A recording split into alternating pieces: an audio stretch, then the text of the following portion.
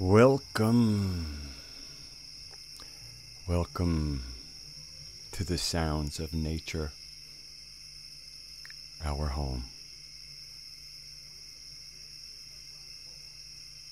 Hello, Tammy. Welcome.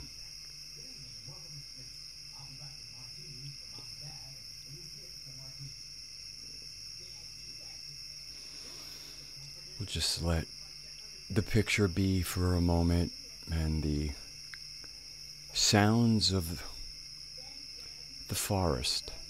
Those are not crickets. Those are the sounds of the insects in the trees when one is in a tent in a forest.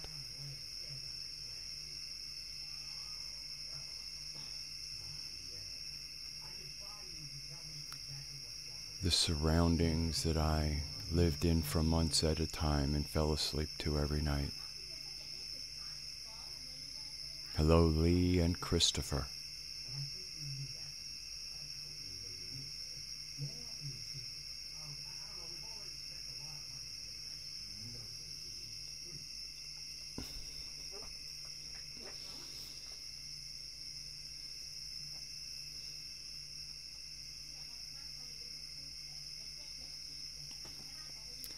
And I will do a few things off camera until I go on camera. But as it says in the description, somebody really had a lot of questions. And so to properly honor the questions, I said I would use the material at least to get started and begin things. So I kind of have that queued up now. I'll put myself on camera. Hello, everybody. And I'll just take a little peek into what's going on in the live dashboard here. Hello, Nathaniel. I was just referring to somebody who left me questions, and I hope to address them with some skill.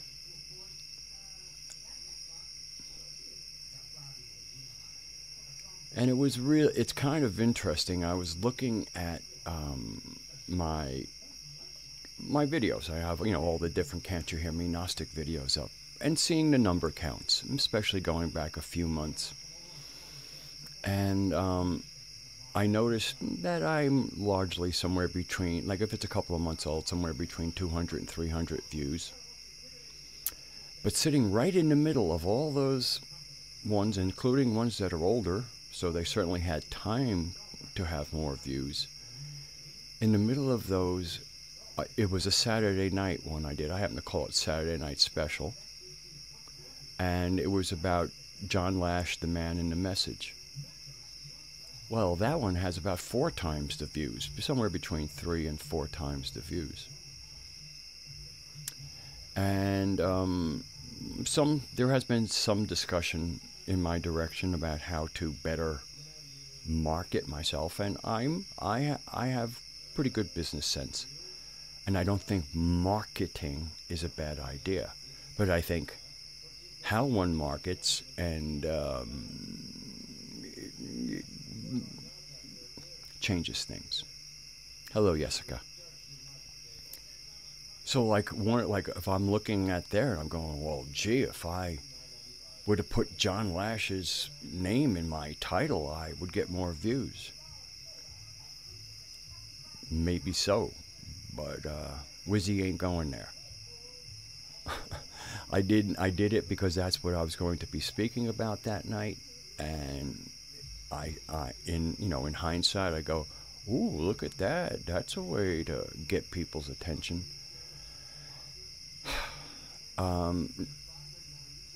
Yes and no. I mean, yes, apparently it is a way, but it's not a way that I could be even remotely comfortable with. Because part of the, let's look at the title I chose tonight, because I chose it with some deliberation and inspiration.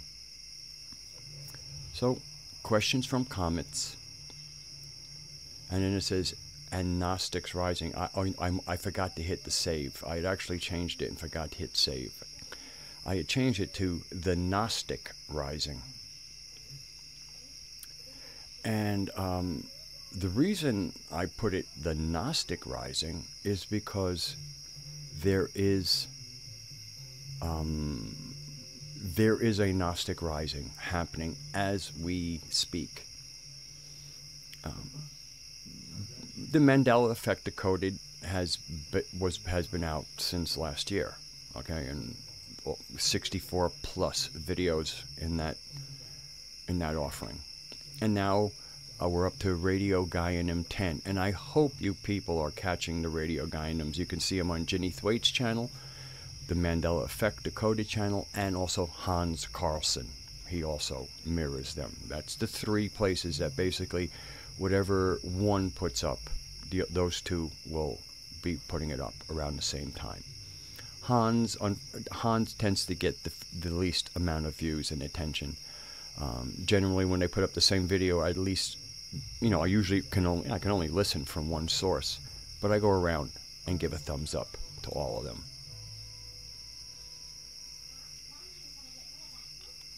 Oh, it did come out as the Gnostic Rising. Thank you, Jessica.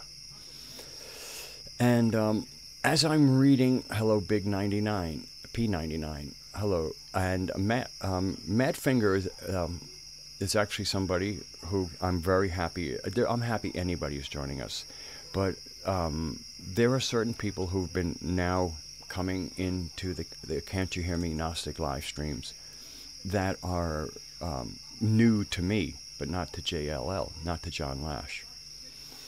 And so it's getting fun, because now when I go and I read the comments, for at least, especially lately with Radio Gaianim, I'm recognizing names.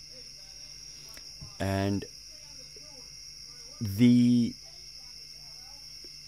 richness and the quality, I guess, of the comments reveal, are there for anybody to really see. But I guess I kind of feel like I'm in on this, because being in on this is, when you read the comments, you realize that those of us who are in it, doing this with JLL, are also doing it with Sophia. And it's in the comments. And hello, Deborah. And as John said in either the last one or the one before, it's getting, because he was trying to parse about where he was and where the, let's say, Sophianic intel, communication. And it gets real fuzzy, and that fuzziness is really quite delicious, because with it is also the ability to drop that silly part of the ego, not the ego that identifies, but even the ego that identifies the personality. When you enter her dreaming, what's hers, what's yours, what's his, sometimes it can matter, but a lot of times it isn't really so important, because we're the dreaming, and the dreamers within the dreaming. There is such a beautiful dissolution of hard barriers. And the beauty of reading the comments is that is the sweetness in them. And I think I'm just going to give it a little break there, because usually more people come here, and one of the people who I want to address and answer some questions is here. But the latter part of this this live stream will be very much about the Sophianic narrative, planetary tantra, and John Lash. I've mentioned that I've been in contact with John and others. We don't need to name anybody. And things are getting close, and I realized I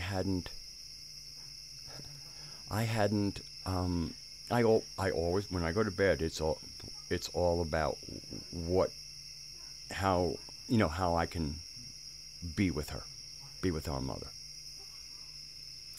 in any capacity, even if it's just turning my thoughts and it's all me and nothing, comes back, or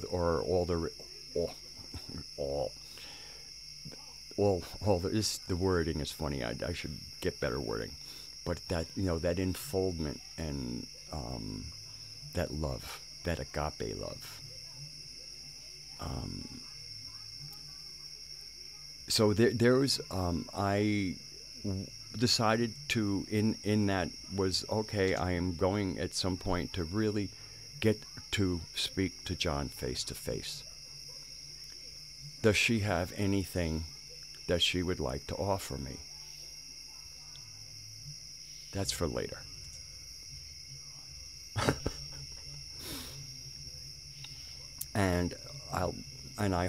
Hopefully now with stating my intention, which I knew would be my intention, but even the processing and talk about some immediate. It was quite an experience, and so I'm going to try to talk not so much about the experience, but my come away, my takeaway, and hope that it does justice not to the experience, but also to the intended focus of what I'm going to say, which will be John Lash, and it will be ready for me to possibly be a little gooey in a very good way. So anyway, we're going to get to the comments. We have some people here. I think I've said hello to everybody who is visible to me. So that'd be Madfinger, Deborah Rubenfeld, Jessica, the Big P99, Christopher Sylvia, Nathaniel Lowe, Lee Veltman, and Tammy Sanford. Welcome all. So, going to the comments. Let's see, what's the interesting thing about reading questions to my comments? I want to get a little feedback. Is the night sounds, is the sound of nature working well in this environment? Does it need to be lower? Is it okay? Just anybody, let me know. I know I have to wait about 15 seconds because of the delay here.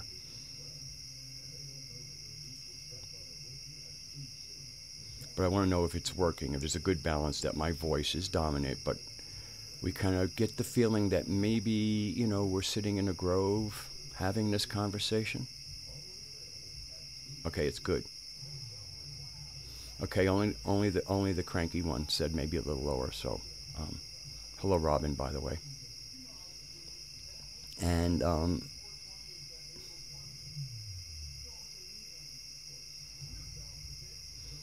well, for me, it feels like I'm sitting in it, and I have it coming right out of my speaker, and the most important thing is that I can be heard.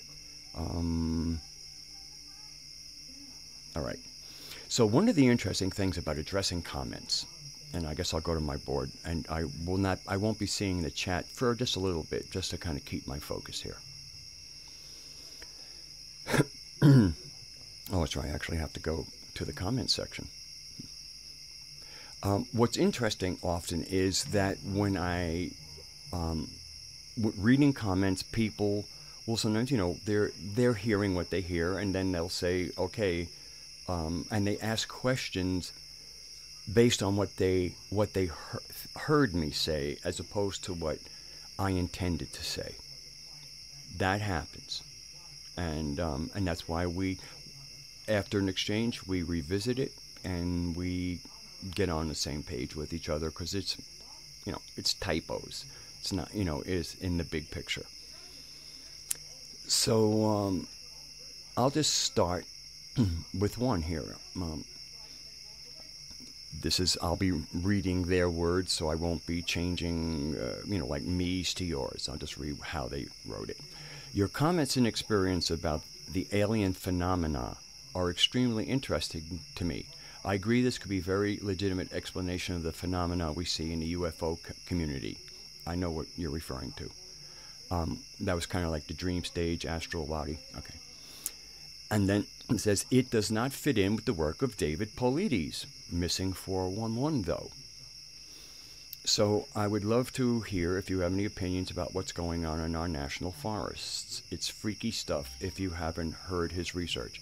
Yes, I haven't necessarily listened to David specifically, because that's not where I go.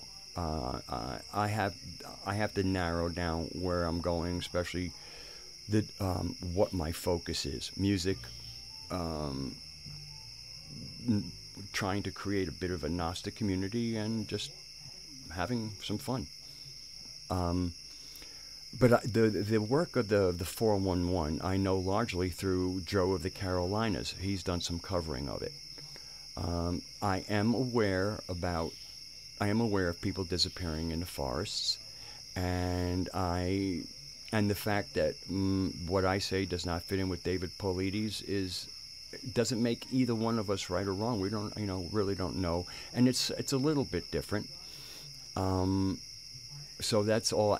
Basically, I'm aware of the work of David Paulides secondhand, and the missing 411, and I think for people who were interested in, I think they should probably listen to what he's saying, and if what I'm saying disagrees with them, and that's really, they're interested more in the missing 401 than they are in Gnostic thought, then they, by all means, I think they should ignore me and follow. That's a weird word, but I guess that's what it is. All right, next question. Radagast, from your study into Gnosticism and your own personal practice, are archons limited to the astral plane, or do they choose to stay there to avoid detection? I have wondered if they invaded here long and have edged their way into our consciousness, and will eventually draw on our psychic energy to produce a physical version of themselves before our eyes with supernatural abilities. And with this physical form, with special abilities, they become the overlord rulers like they have always intended. And perhaps this unveiling is part of the cycle of time that constantly repeats, which is why we see strange drawings of these strange creatures in past cultures and in specific periods of time. And I think that was a question. I mean, there's a question mark on it, but anyway, that's quite a lot to unpack. When I can say about, again, I have my personal experience with archons, archontic stuff.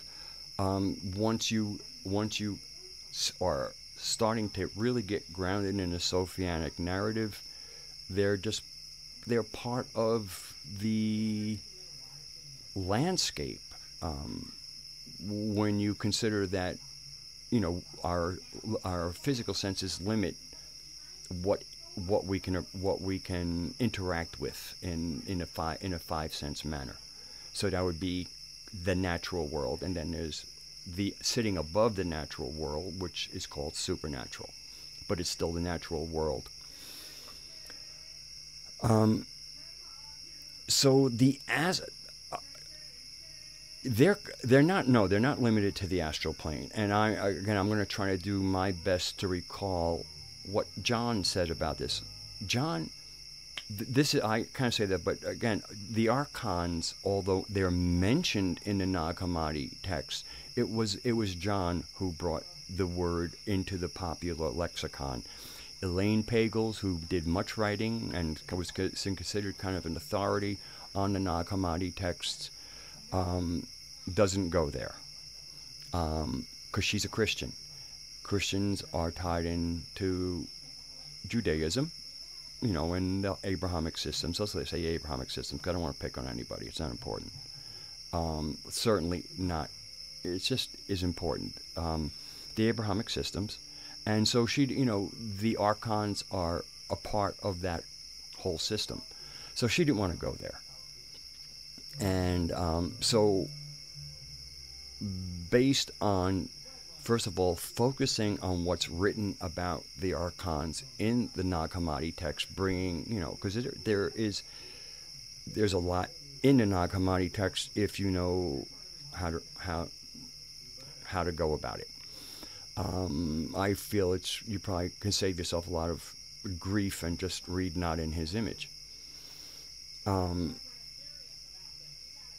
But no, they're not limited to the astral plane. They're limited to the solar system. Our solar system is an archontic creation as far as the planets in it. The moon, the earth, and the sun are part of the Gaian Sophianic tri-union. Excuse me. And so to answer that, basically, no. And as far as it's interesting that they would become the overlord rulers like they have always intended. They've been the overlord. The world that we see, the fact that you need a license to drive. I don't mean be competent. I'm talking about that written. They did succeed. Okay, they, like you say, will they become they are the overlord rulers by proxy. The world that we're currently in is an archontic world. It's a Gaian planet with this archontic horror show, nightmare, currently on it. Those same overlord rulers, by their proxy, were part of the belligerence towards Syria, and the continuing belligerence towards Syria and Russia. Places that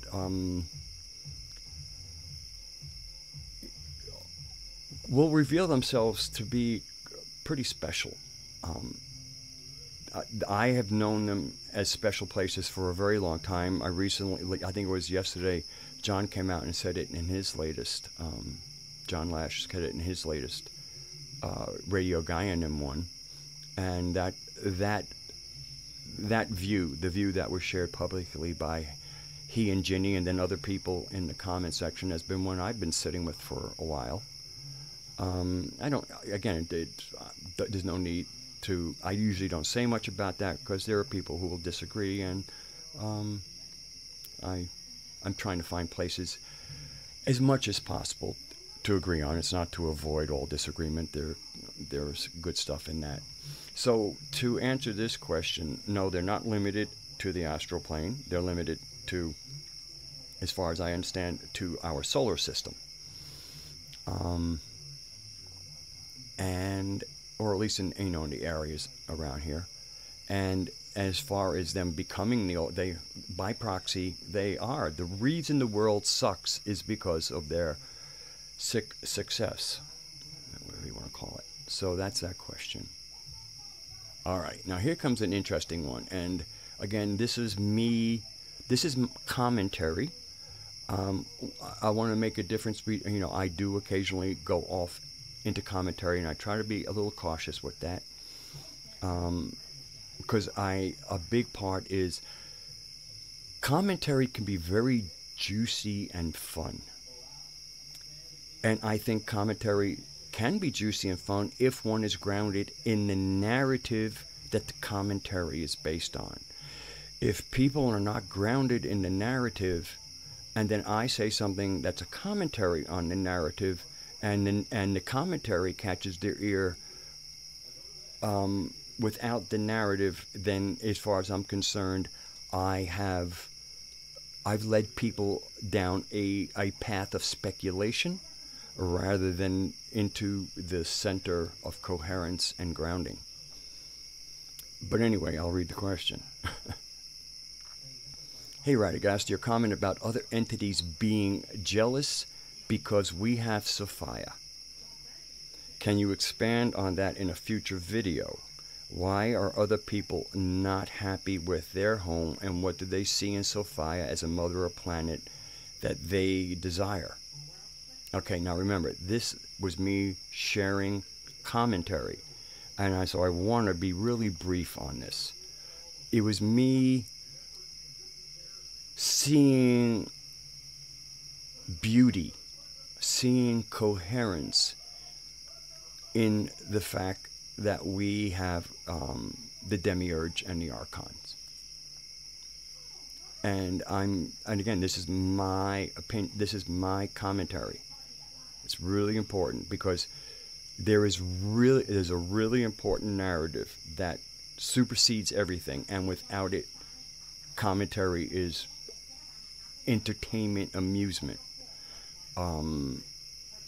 And I see it happen. Somebody put out a video recently, and they mentioned a new character in the comments. And the comments were, "Oh, tell us more about Argos." And it's, again, it's like something new and shiny. And I really want to do my best to cultivate some focus, because especially on this live stream, because it's called "Can't You Hear Me, Gnostic?" So the whole thing is about remembering that there is a narrative, and I will have some really powerful things to say about that narrative when I'm done with this part and go into the second part of this. So in my being playful and doing my own journeying, but for me, the quote unquote, if it's intel or perhaps imagination, it helps when you sit down with others who might have done other things, and then you can unpack that. But I cannot stress enough how easy it is for a simple comment like based on the narrative, where people are more interested in my commentary rather than the narrative, and my commentary is not as important to the narrative, because I wouldn't have had a commentary without the narrative. I cannot emphasize how important the Sophianic narrative is. I'll finish. So just to kind of clean that up, finish it up. In my imagination, okay, the imagining all the other anthropos that came earlier than us, and that if they had the ability to view what was going on with Anthropos 10, which is us currently, and that they have an aeon from the galactic center that is the consciousness of the planet, and how delicious that might be. And I was just saying that in many ways I could see the demiurge and the archon issue, the challenge of it, and then also, after a few thousand years of once they had some agency through their proxies, what has happened, that anybody who might have thought that, again, this is my imagination, okay, and I will sometimes riff and travel on my imagination, that in this scenario, in this imaginary scenario of mine, that I could see some envy and jealousy arising because of our situation, and then due to the all these anomalies and the demiurge showing up and the vexation that has created for Anthropos 10 on Gaia, the planet Earth, that it might just balance things out. Again, this is me at doing imaginary things and sharing some ideas. I might need to be more cautious because I notice that I get more questions on my comments than about the narrative. And this, the whole purpose of me doing what I'm doing is not about me. Or I'd put John Lash in every title I put up so I'd get more viewers. This isn't about this. This is about the narrative. This is really about the Sophianic narrative and us returning to her, back to our mother, so that we can then begin to think together and clean this planet up. And the cleanliness largely happens in our psychology. Okay, I'm going to come back into the live chat for a few minutes, and I have a few more things to deal with, but I probably should have a tug on my cigarette and get in here. Okay. Well, glad to see things are percolating along here. Hello, Foxadre.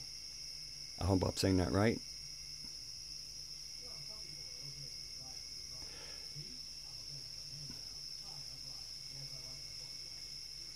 That's right. You see, this is what. Oh my God, I'm having tingles at what I'm reading in the live chat. It is wonderful to have a nice mix of those who know me and certainly are interested in some Gnostic thought, and then having some people who have been doing Gnostic work for some time now. And what this is the Gnostic rising, that I've really been feeling, just like in the last. I mean, I've been seeing it, but all of a sudden it's like it's alive. A little Frankenstein humor there. Yes, Deborah and I, of course, I not only agree, but you can feel that. Yeah, you can feel that.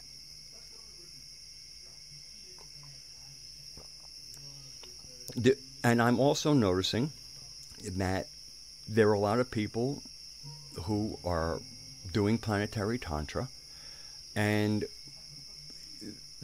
John, might say something on a Saturday night, or sometime either during the day, but when we do our work, our inner work, and we take what we heard from John, it gets confirmed.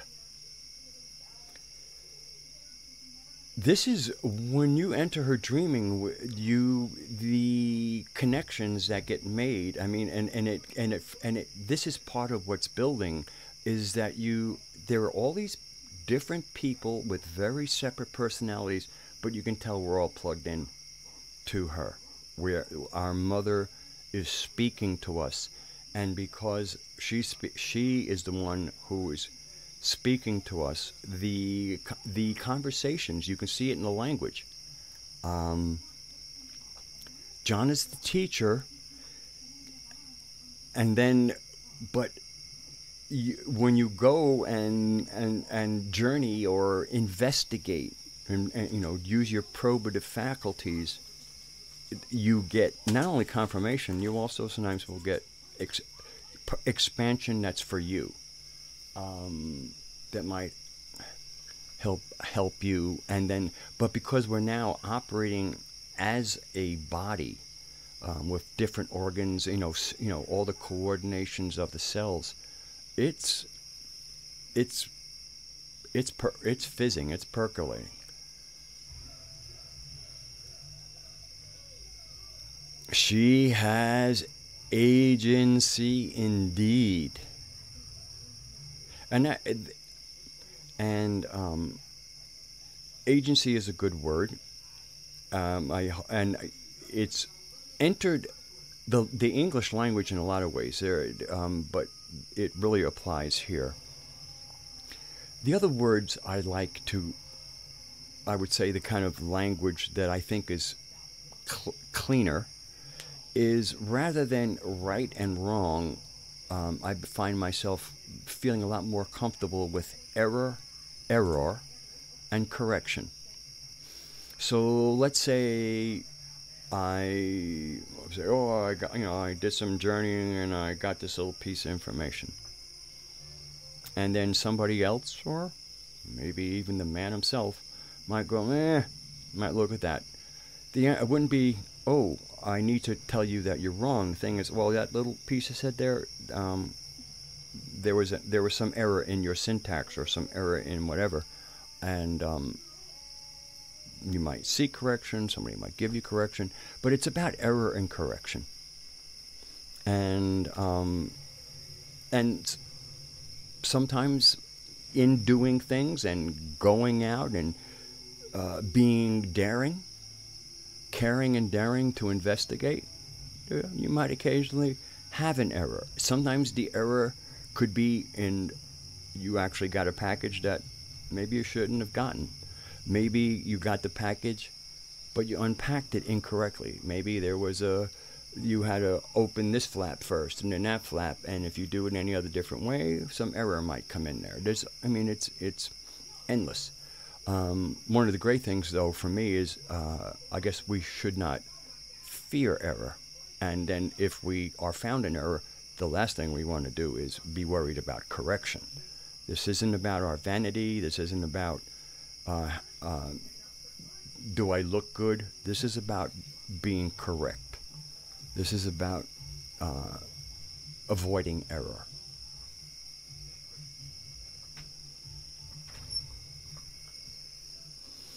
So did I miss anybody? I see somebody referring to Nathan. I don't recall saying hello to a Nathan. Oh, Nathaniel. Hello, Nathaniel.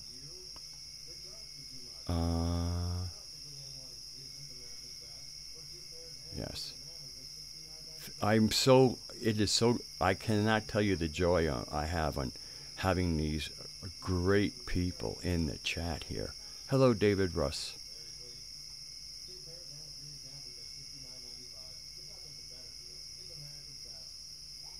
Oh.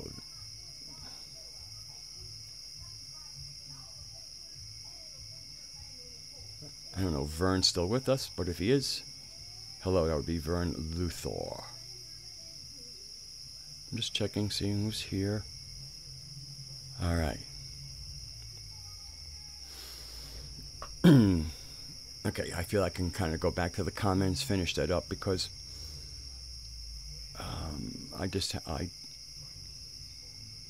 I want to bring some focus to planetary tantra, the Sophianic narrative, and how we are fortunate enough to have that. Hello, Sandy. Okay. All right, we did. Somebody is trying to help me. They're being very the amount of love I am feeling, not from the comments. It's so yummy, and this is what happens when you start spending as much of your time with her as you can, and that can is really a lot of it, not all of it, but a lot of it is based on just remembering that you can kind of do a shared consciousness without getting lost. Right behind you, right? It is hard to put into words for me right now. If I took the time out and wrote it out, I probably could. But and I also want to say another thing. I am not a teacher.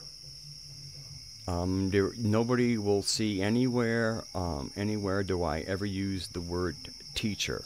Now, I believe that by interacting, we can, in our own ways, teach each other. I think sharing is one of the ways that we can kind of teach each other.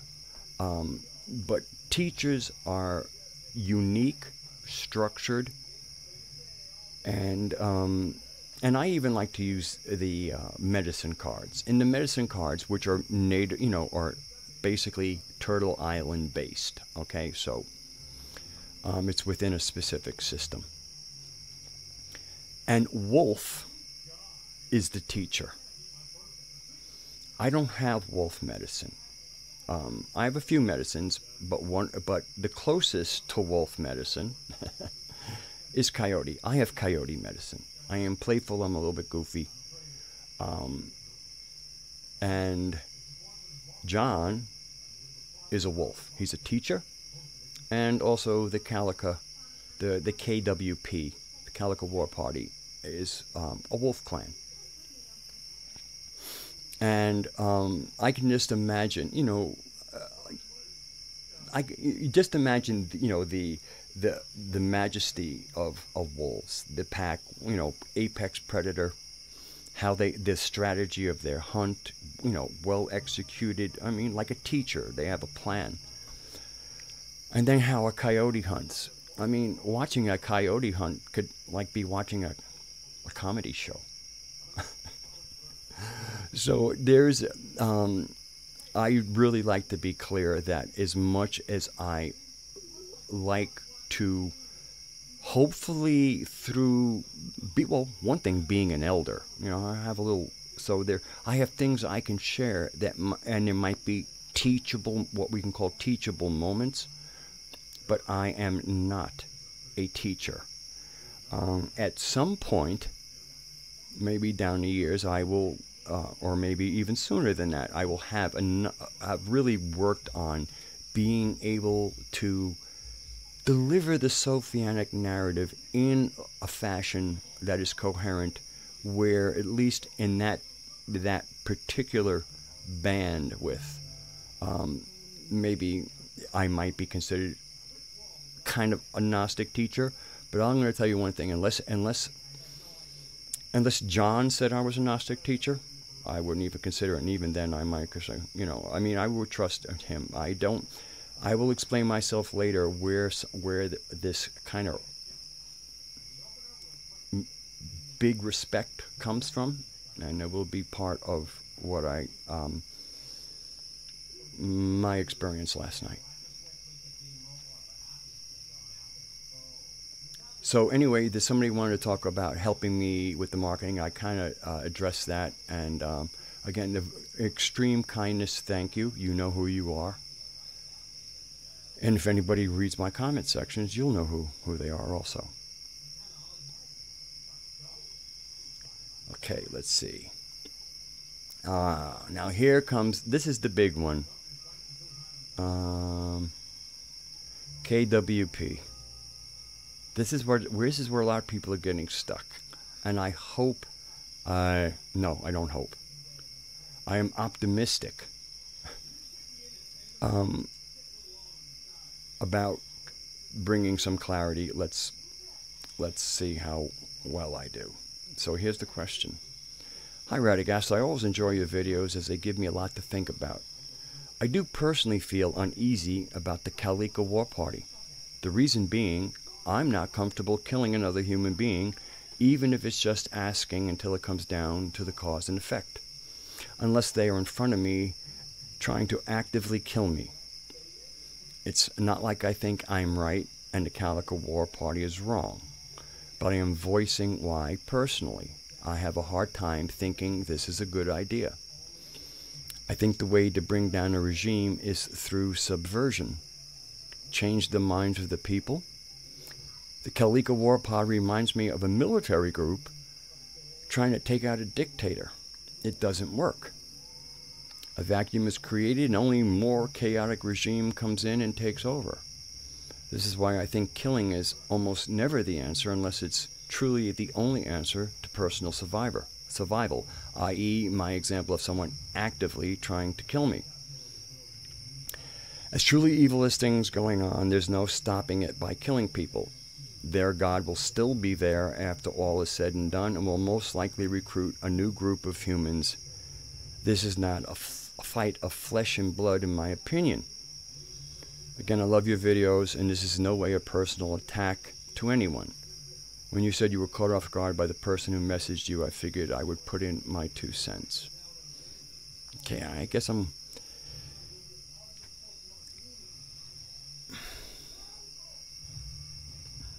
This is a difficult one.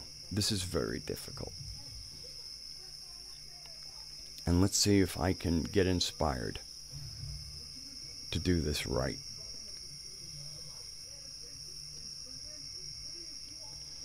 The best way I can do it, and it's actually, it feeds very well in like the Gnostic rising. It's the Gnostic body. It's an organism. So that Gnostic body, like if we're gonna make it organic, because everybody knows I don't like isms, because with the exception of an organism, most isms are something that's dead, false, pretending to be an organism. Well, the good news for me is when I now see the Gnostic rising, and there's actually like this spirit and form taking shape like an organism. Well, then now Gnosticism can be that organism, that you know, and rather than the thought. Again, the word ism, because of all the other isms that there are, is very tricky for me. I usually will say Gnostic thought. I will say almost anything except Gnosticism. And that's me personally. John uses Gnosticism, you know, as he does. I mean, he uses it like anybody else would. This is my own little, you know, thing about my own little obsession sometimes with certain things when I'm trying to look into language and clean it up a little bit. And sometimes I adopt the stance that I will later come out of, because it was almost an overreaction. So let's talk about why don't we talk about why there almost was no Gnostics left in the world? Why the mysteries were something buried in the past? And it was because before the Archontic proxies began their fuckery on this gorgeous planet of ours, there really wasn't there wasn't a disease per se. So there wasn't the kind of immune system response we needed. It was very localized. One-on-one tribal skirmishes, usually things that happened on an afternoon, and by the evening they were over with. There might be some fallen, certainly some bruised, and but the whole organized thing, that was not an issue. Well, things have changed a whole lot over the past few plus thousands of years. But really the past couple 3,000 years ago, it's really gotten quite organized. And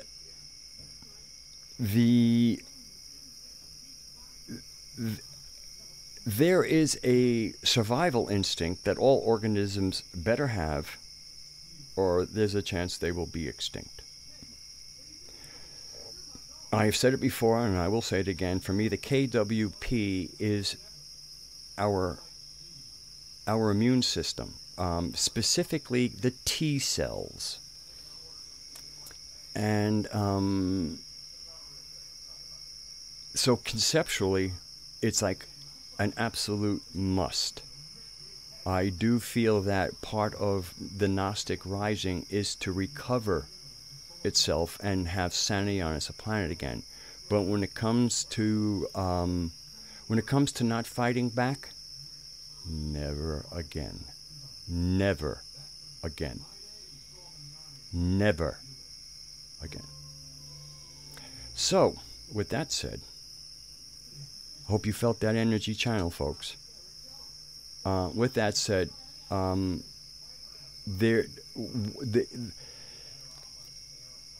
I think the part of the I'm not comfortable with that actually has been addressed by John in some videos back, and it's part of our programming.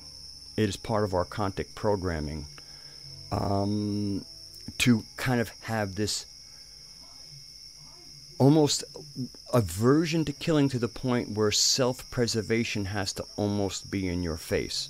Like a case in here, that the only time that is for personal survival, when an example of somebody actively trying to kill me.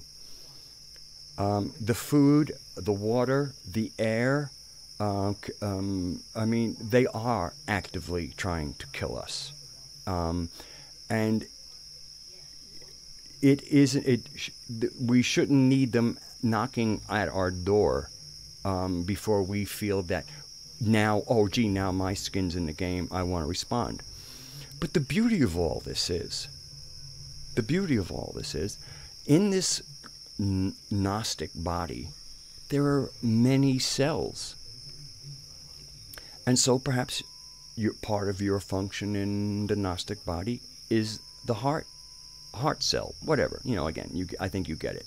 But you're not a T cell. You're not a part of the active immune system.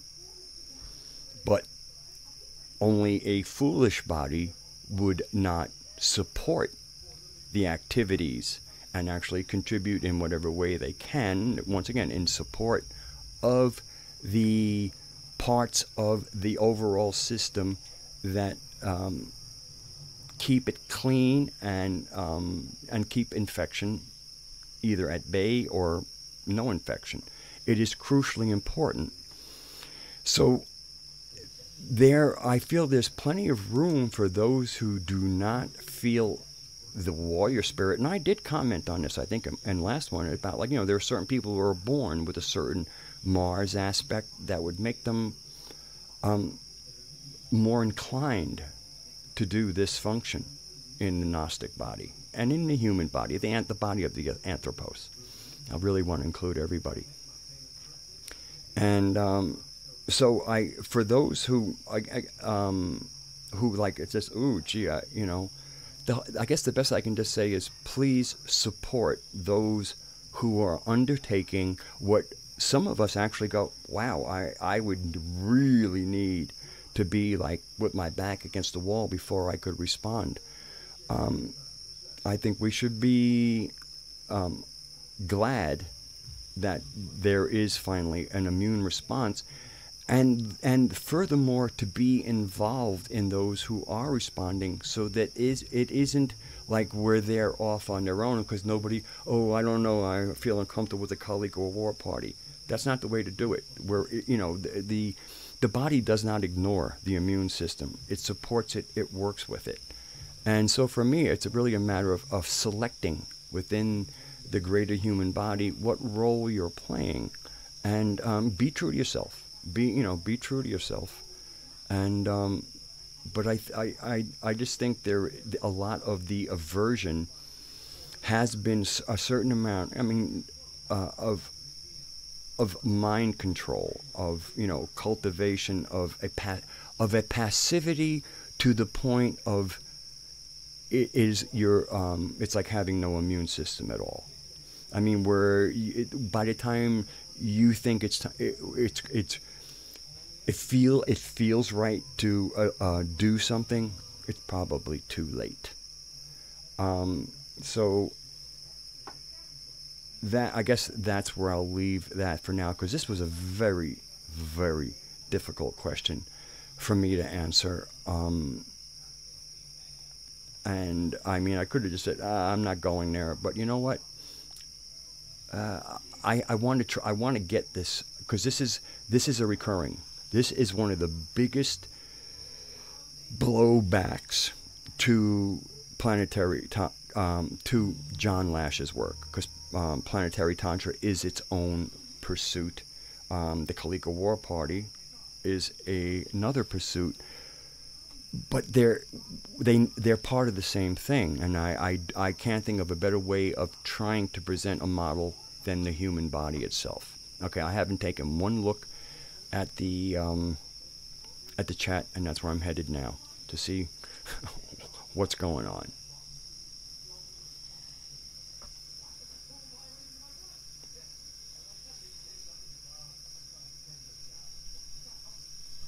Yeah, that's what I was.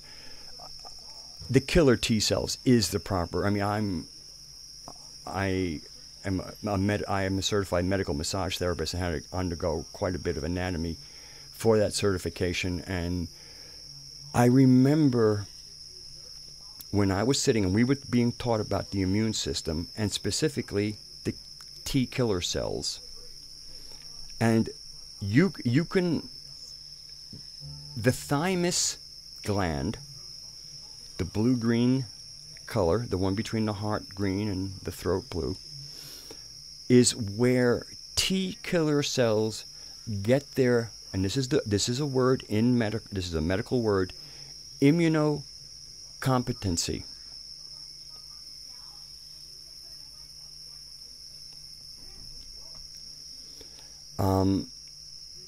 So this immunocompetency, and I'm, here I am, a mystic in a class learning this, and I do very well at science, so I'm learning the science.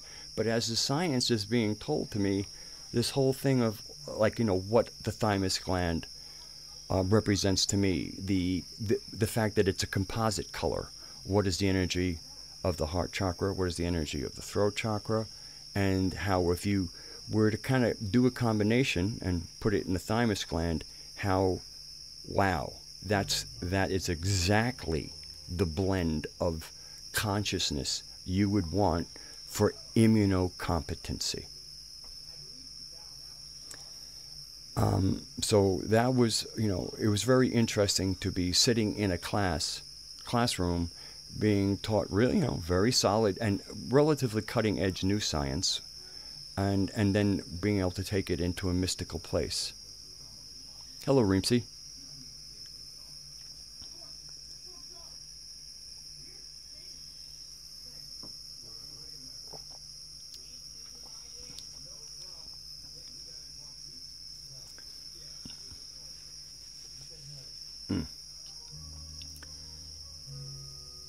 There's I think this is something that is going to be entering into the next phase. I'll go back to the comments, make sure I didn't miss anything.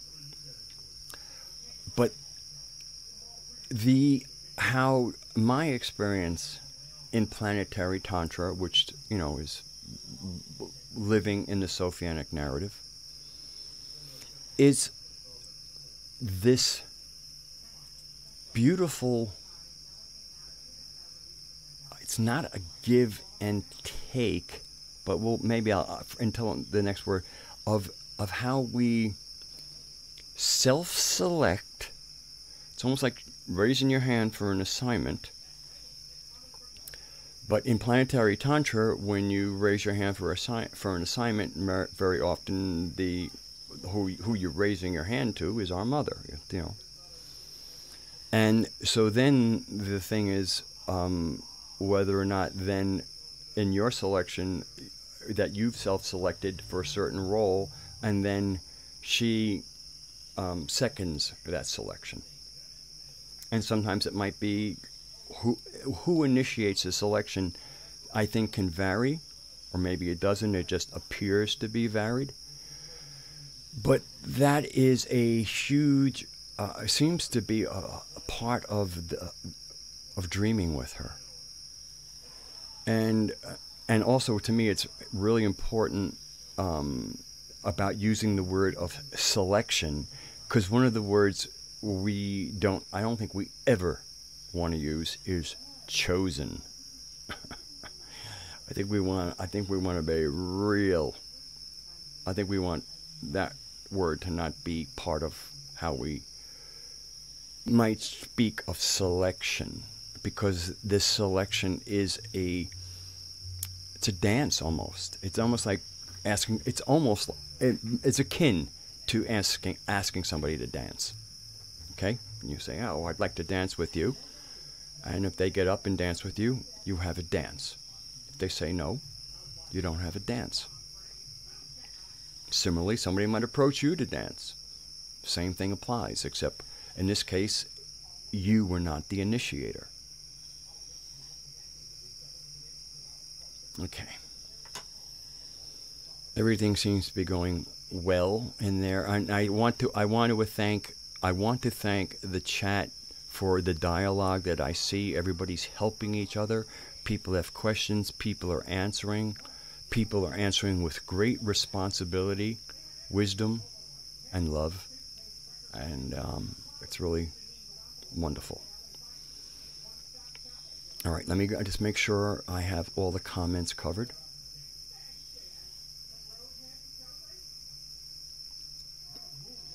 I guess the last one is I'm going to skip the first part because he's saying nice things about me, and I don't need to read that. Thank you though. I am currently reading John Lash's book, Not in His Image, and it is amazing so far. I feel as though I've been circling around this topic for years in my personal research. I look forward to reading about some of the info you have talked about through your videos. Excellent. Okay, so that will allow me to now consider myself done with the comment section. I did tell this person that I would be responding, and oh, I better. If you hear some snoring, that's actually me snoring a few years ago. It'll pass quickly. Where's my live dashboard? Okay.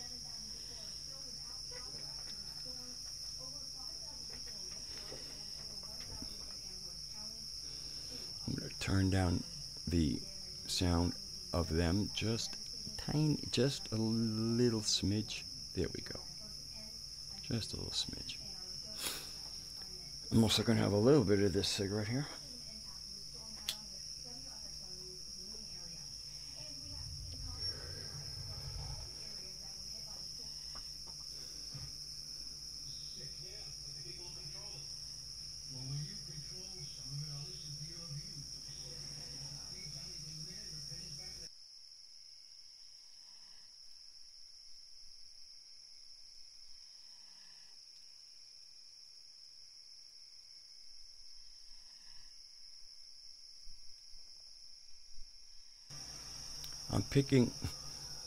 I'm kind of combing through my thoughts to where to start this next segment of this live stream, and I'm muting my mic because I have bleed through into the room, and I don't want to have that come into the mic, so I'll just be muting out until I speak.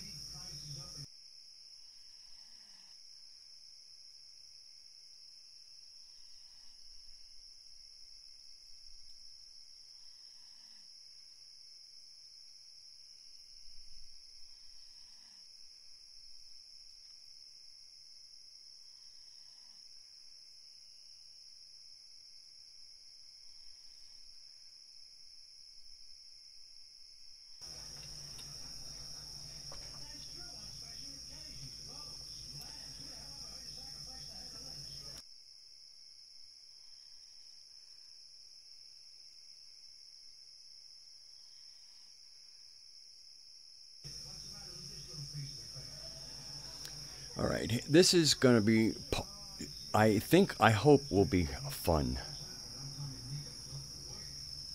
So, getting ready to meet John, face to face in a conversation, I decided to ask our mother, can she help? I asked for her assistance in getting me ready for him. A coyote meeting a wolf, that's, you want, again, the coyote knows that it's a little goofy, and the wolf certainly will think it's a little goofy. So the whole thing is, okay, what can we do here? And I remember starting out with a question, and I ask a lot of questions, and often there's quiet, and sometimes thoughts go through. I remember asking a question I wish I could remember it, the exact wording. It was only a few words that I used, and I had no sooner finished my mental syntax question. I mean, there was almost no gap between, like, in other words, if I stopped. the moment I ended my transmission, I got a correction of my syntax. And I immediately got it. And I went, oh, I'm not quite used to that quick a response. But apparently I had asked a question very near and dear to our mother. What question is near and dear to our mother? Anything regarding John Lash is very near and dear to our mother.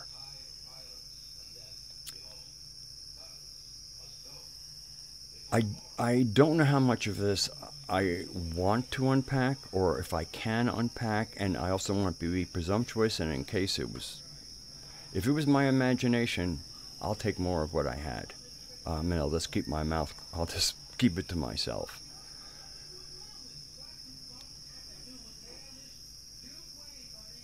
I'll preface this with a comment that I did leave.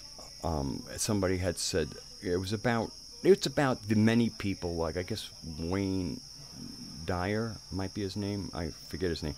There's any number of people. I mean, you cannot watch anything, with the radio guy in them, which is John Lash, without having all kinds of recommended videos on the side. And generally, archons, demiurge, archons, blah, blah, blah, blah, blah. And invariably, it's not John Lash, it's not Ginny, it's not which Ginny and Hans put up the same material that John does on his Mandela Effect Decoded YouTube. And John has expressed just some frustration, and I share his frustration, that there's so much riffing on this word that he did introduce into the lexicon. I mean, if you read the Nag Hammadi text, it's written there. But the people who were writing about, like as I mentioned earlier, like Elaine Pagels, they left that alone.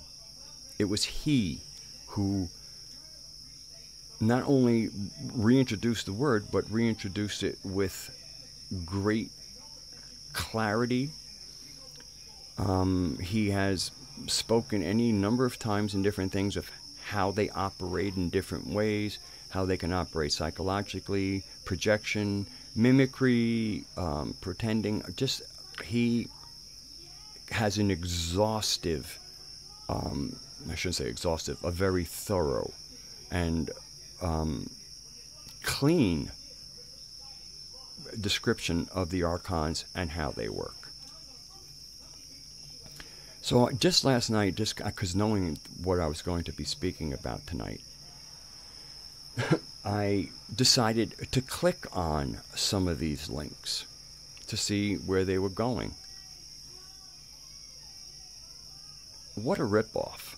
I mean, these people are riffing on something that they have really, apparently, no idea about. The average opinion or discussion about archons in the average video it might as well be like the telephone, the game you play where you whisper something in somebody's ear, and then you get to the 10th person, and it might have one of the original words. Well, when it comes to the archons, it seems to me we do get the telephone effect, and the only word that survives, that we can recognize from the original message, is the word archon. Everything else is largely mangled. I agree, Foxy. Elaine Pagels does not want to wreck her career, and maybe she's afraid she'll go to hell. She is a Christian. And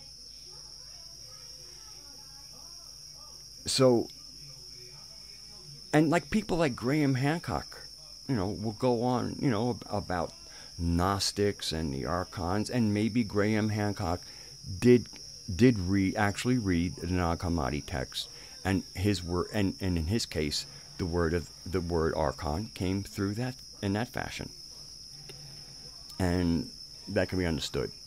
But here's what I kind of said.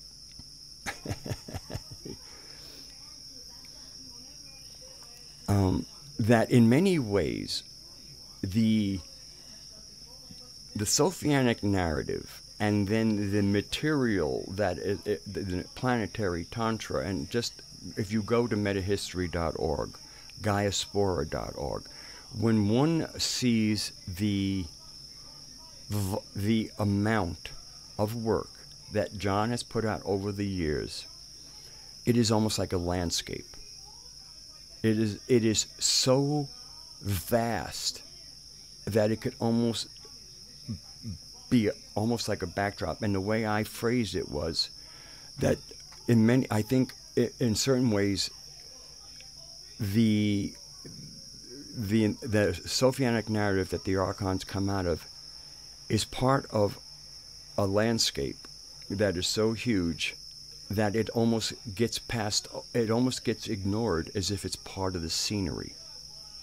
So, and what I did, my phrase is, to those people who might have forgotten where that mountain of information came from, I would say to them, that mountain was not there until John Lash put it there. And that was my reply. That was in a comment I made. So although it may just look like a mountain and part of the landscape, and we got plenty of mountains, that particular mountain, that mountain has an author. That mountain has somebody who put it there one shovel at a time, and now it's a mountain.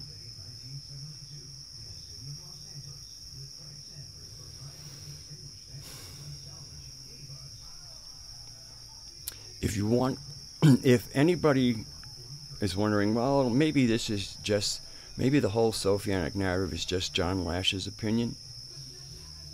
If you are sincere and make even cursory the beginning, because it deepens and it deepens and it gets better and better. But even the beginning, you will receive confirmation that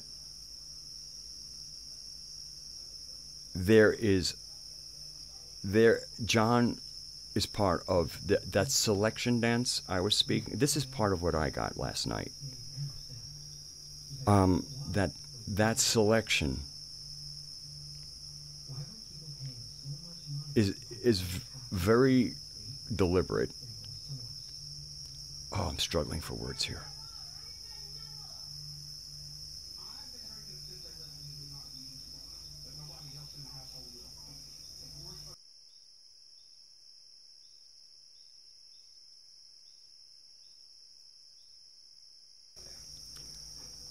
I'm largely struggling because there's a part I feel that there's a lot I can and possibly should share, but just want to be really cautious about it. And I really wish that TV was not bleeding into here. Imagine living with that. Imagine trying to go into a meditative state and that comes in. But this too shall pass.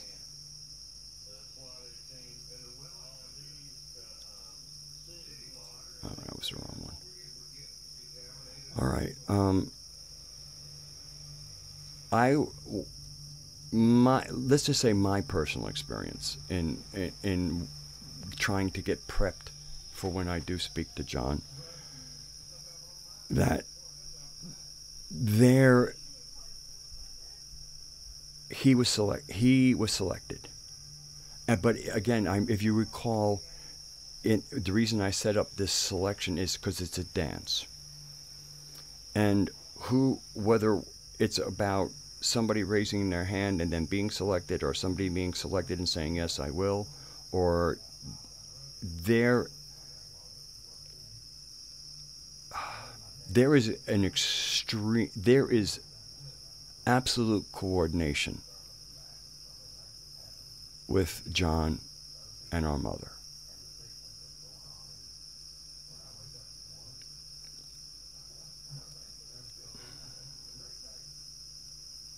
it goes very deep, and so deep that I'm going to leave huge parts of it out that I experienced personally.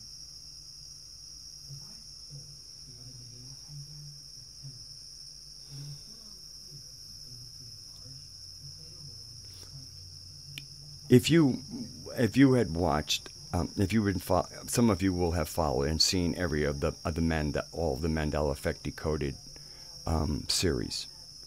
And there's that phrase, I guess, that was one of the Mandela effects, where Sally Fields, who's now Sally Field, or vice versa. Again, her name is that, and then there's also her acceptance speech of you like me, you really like me, and then something about you like me, you really like me now. Okay, all these all part of the things.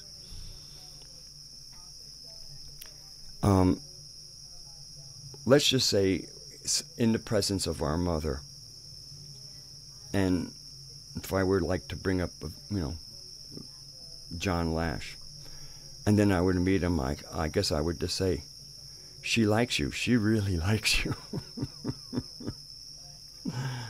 And that would be the understatement of all. In the last, in Radio Gaian number 10, John shares some of the, hello, Meta Lady Benz, some of the burden or load, burden,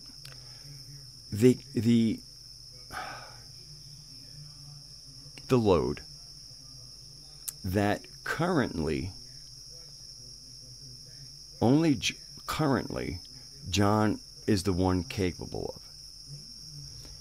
It's very clear in his talks, especially in the earlier ones, in the series following the Mandela Effect Decoded, about how much of what he's doing, not trying, but actually he's doing, and then we'll see the success of his doing, is enabling some of us to be able to do what he does, which is to minimally deliver the Sophianic narrative with the clarity of language, proper syntax, and faithfulness to the narrative, so that we can also be vehicles to her, the same way John provided that to us. And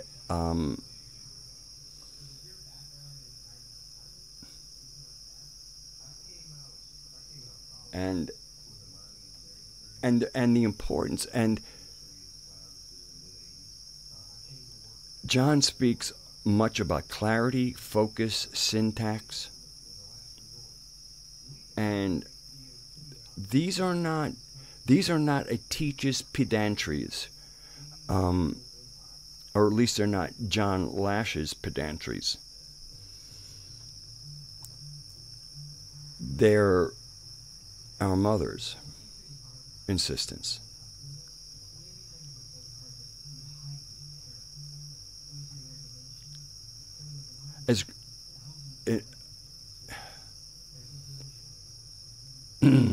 I am really trying not to step outside bounds that might be inappropriate for any number of reasons. Well, I guess my biggest come away, my biggest thing is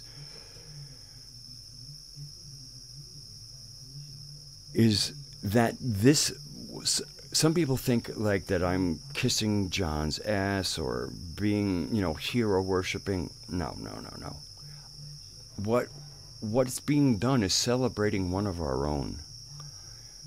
Celebrating one of us who was selected, and has done the job of bringing the narrative back, where we can even think about having the mysteries back, having our connection to our mother back, and having that as it once was, where everybody all over the world had some version of that and lived within there.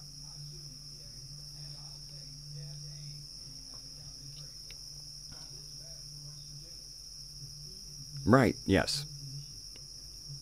And I guess I'm going to share a visual that I had. And it is my intention that I used the hope word. It is my intention to not create confusion.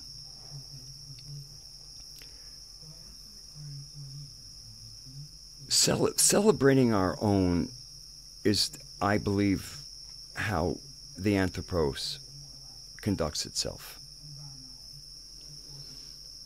It's going back to traditional times. Before history, we had our story. And our story was not written down. Our story was conveyed by our storytellers. Very much the way, John wrote not in his image, but many people are getting it via video, which is in the storyteller version. And John is doing. I love the oral tradition that he is using to impart planetary tantra to people, the Sophianic narrative. So it was this is a visual, and I think it was a visual for me to understand things.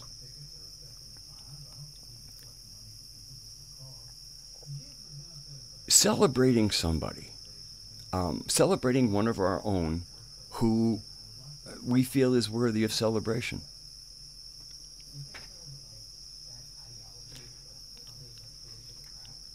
Yeah, there are no gurus. Nobody claims he's a guru. He doesn't. Gurus are part of a whole other system. So this is about acknowledgement and celebration of each other, of our accomplishments. This is us being us and celebrating ourselves. Celebrating when we're doing things correctly.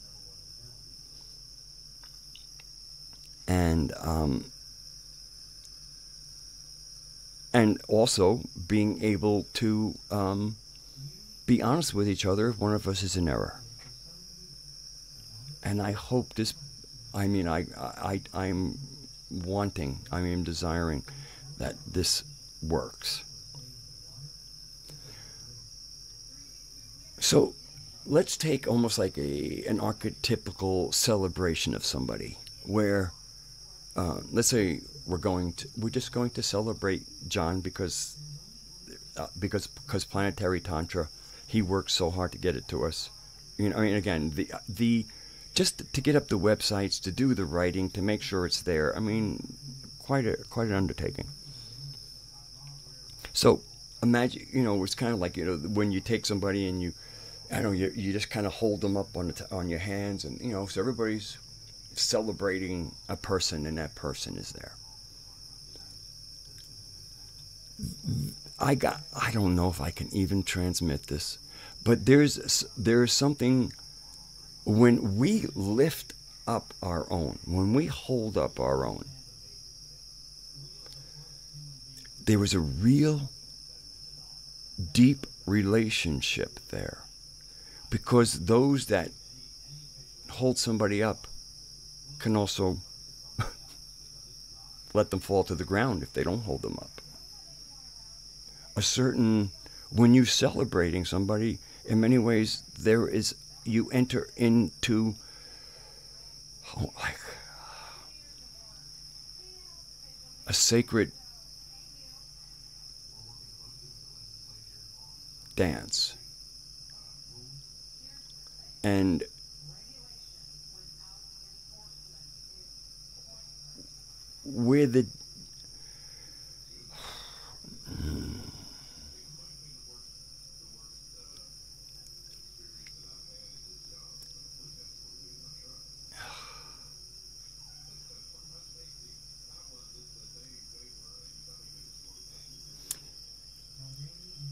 those that we hold up and support are actually, like certain envies, or like, well, I'd like to be held up and supported too, or something, whatever.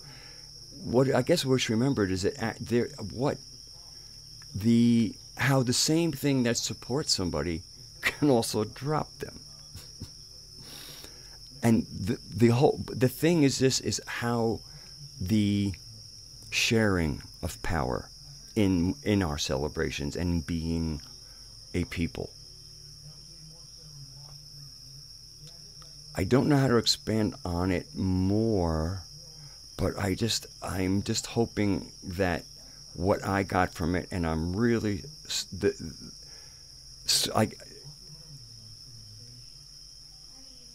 I didn't get what I got in words. I got what I got in pictures and understanding and some wording.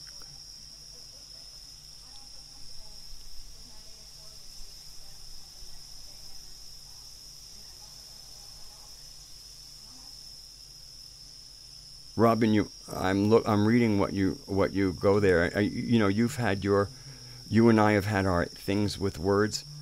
Maybe they'll be more kind, but it'll be interesting. Good. It went very good. I'm happy. I'm loving these live chats. I went back to my last one because I had the song, so I wanted to find out where the song is. So as I'm kind of looking for a song, I'm clicking along and I'm looking at the chat. I wanted to run it so I could read the chat again. The chat was great.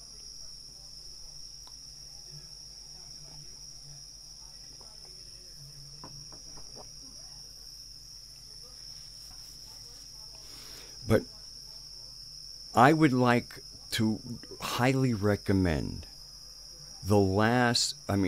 all of them, but the last two, Radio Guyanum, number 9 and number 10, are especially 10. 10 inspired me, or kind of put things in me that resulted, in the experience I had last night, and it was a mind-blowing experience.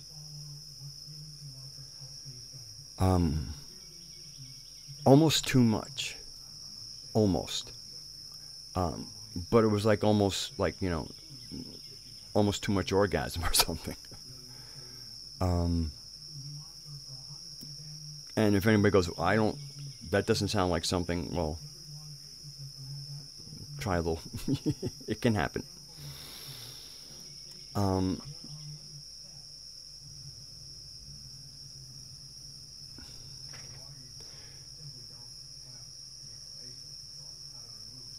It is.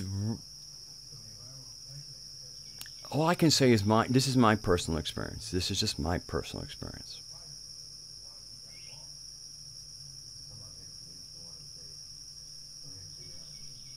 Sophia has agency. And anybody who listens to John might, and he says, I'm not tooting my own horn or whatever. My impression is, if our mother could pull out a horn to blow for John, it would be huge. And the reason I'm saying I want to say this is because I want him to know that there are, not just myself, others, that we love you, John, and we listen to every word you say, and we're in awe. I think I can speak for many of the people here, especially,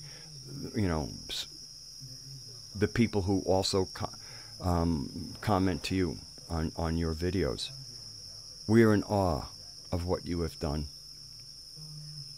And I think that's why you just see people understanding what it is that they need to get. and this is this is this is us celebrating our mother and her having agency again, and our finally having enough of us where there's actually a kind of a community that has a real groundedness in her and isn't chasing off after the pleroma and other things. We have it right because it was given to us correctly.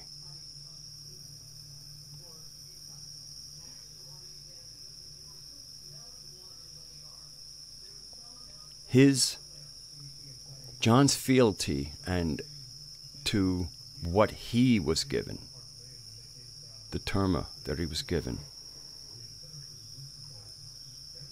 is not, at least this is my experience, trying to get my own Gnostic intel, just actually for me to be able to interact with John, so that he at least could be amused by me, and because he's that's a busy man.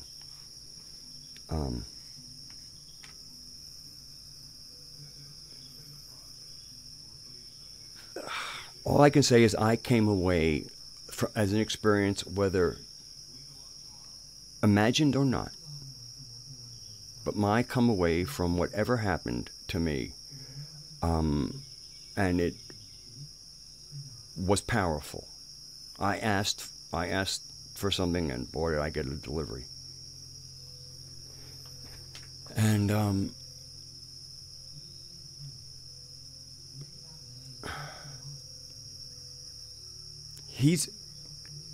John is being humble, and it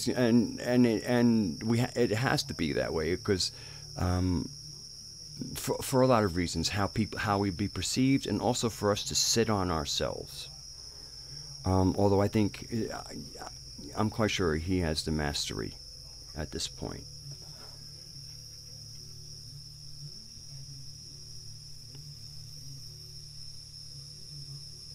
Get a room.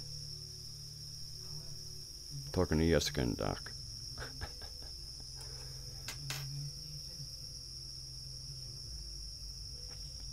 In many ways, this second half of this stream is I want to acknowledge what John Lash has done for this planet, and how in the position that he occupies, that he is in service to us and to Mother.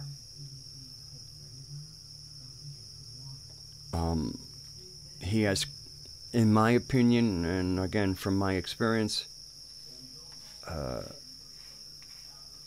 he has carried his the self-selecting and selected mission with great courage, dedication, incredible energy, humor.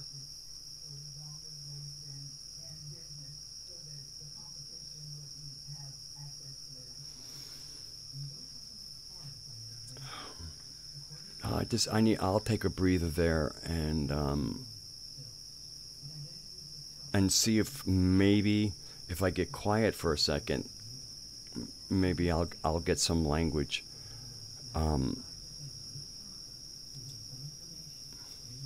That I won't need to go into a trance state to try and get out.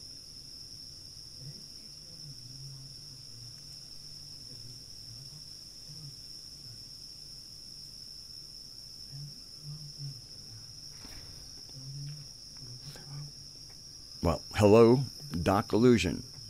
You kind of came in and started kissing the girls, so I started. That's what kind of drew my attention. Now I can say hello to you.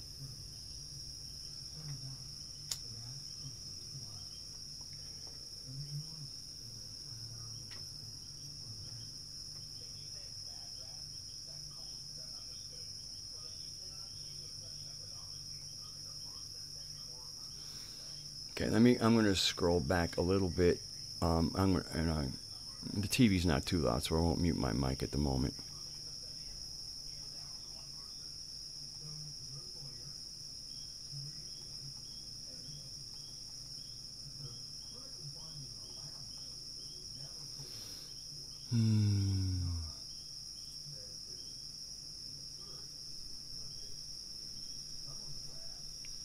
Madfinger, the Sophianic narrative has been occluded for centuries, and even now, it is the antidote we need to break out of the mindfuckery. Well said.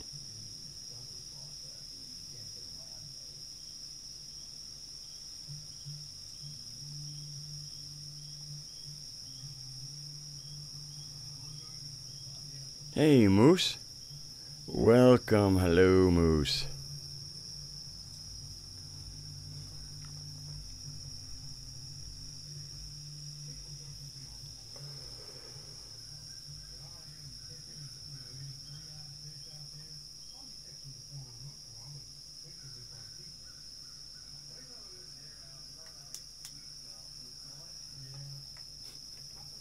That's what he said. It's what I do, Rad. I'm young. That's what Doc Illusion said. Probably an hour before I went live, I had a call from my third wife. I'm just saying hello. She recently lost her mother, who was my mother-in-law. And of four mother-in-laws, she was certainly my favorite.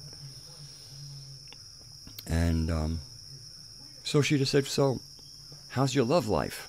I quit having a love life years ago. You? Yeah, me.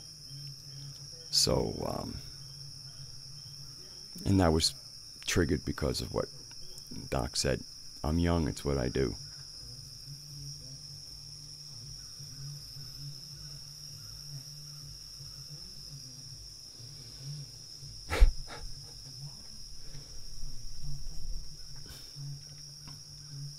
Your phrase there, Moose, about high all coming in and laying down, almost reminds me of the Rocky Raccoon song, and the doctor came in stinking of gin and proceeded to lie on the table. That was I always thought that was a pretty funny verse from Paul.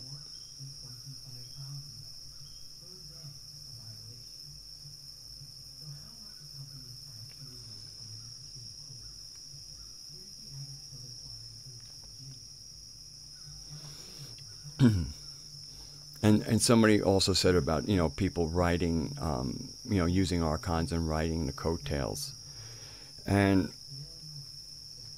yeah, there's a cheapness to that. I'm quite sure based on that one video where it was very obviously that I was doing a live stream about John Lamb Lash, the man in the message. It's like 850 views compared to 200, 300 with other ones. So it's very clear if I flash John Lamb Lash's name in my titles and put it in my tags, I will get the views. That is, I would consider that to be wrong. I could, I did it that night because it was natural. It was where I was going to be talking about. But anything else would be like, oh man, please.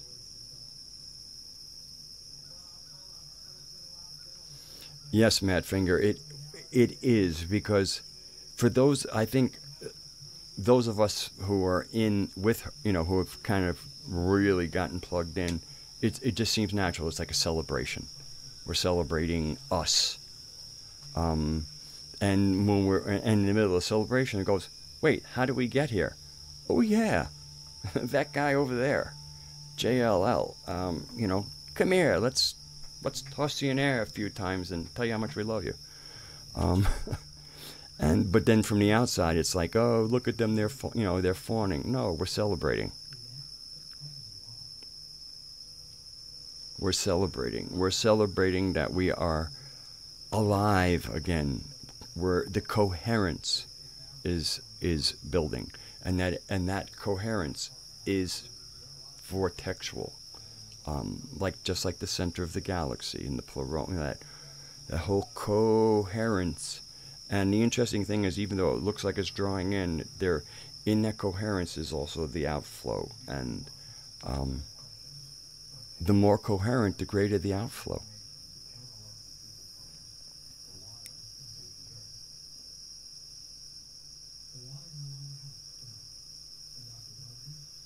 So anybody, anything going on out there in the chat that you might want to nudge me, or am I doing okay? Or you guys are doing a fabulous job in the chat.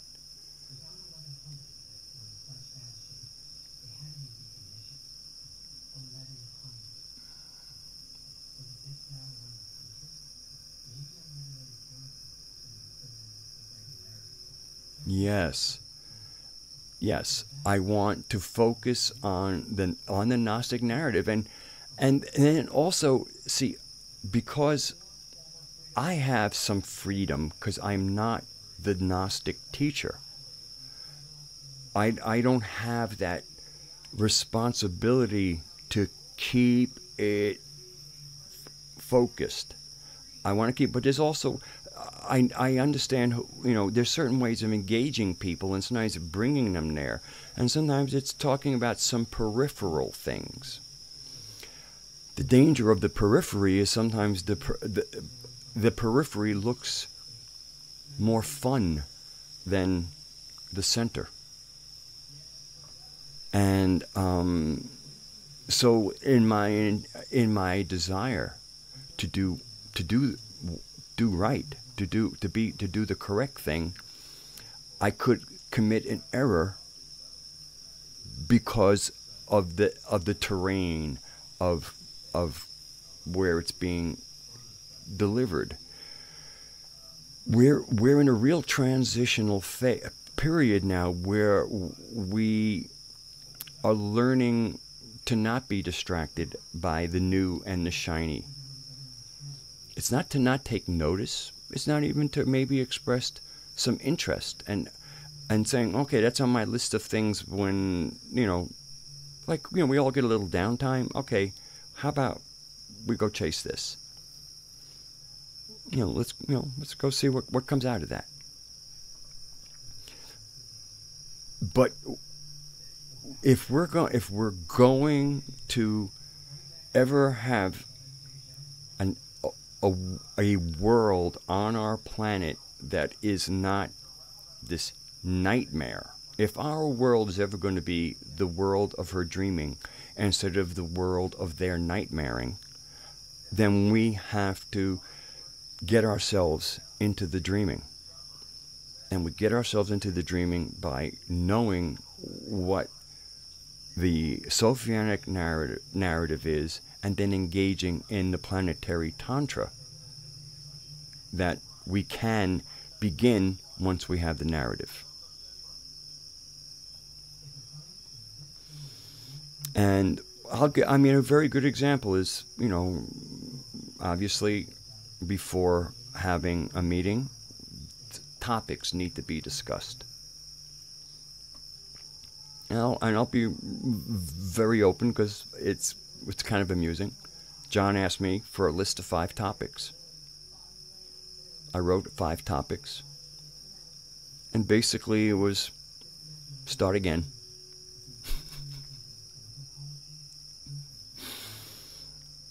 Now, for some people it might be like, oh man, there's, was he a hard ass, whatever? No, he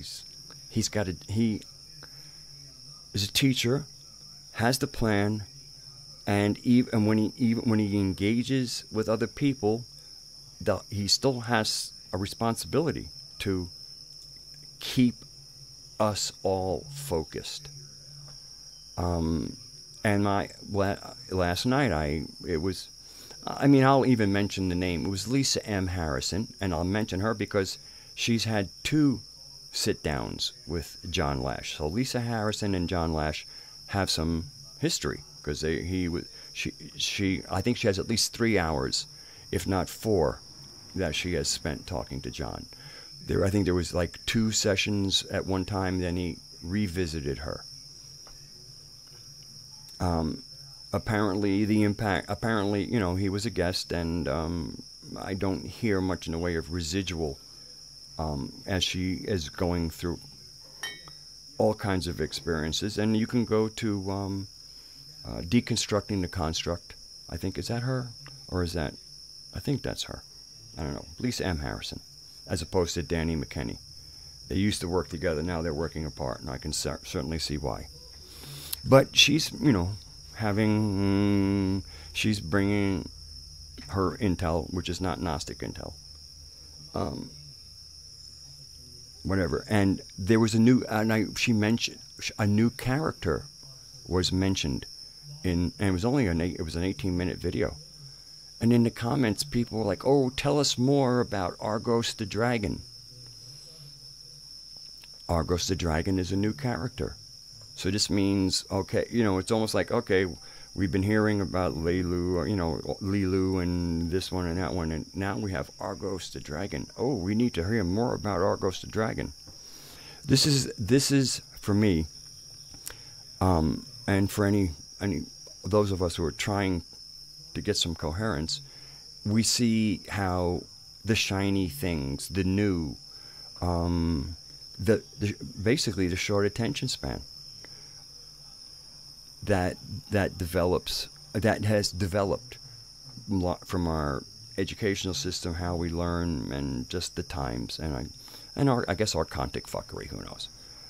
Who knows? The radio frequencies could be really playing some havoc.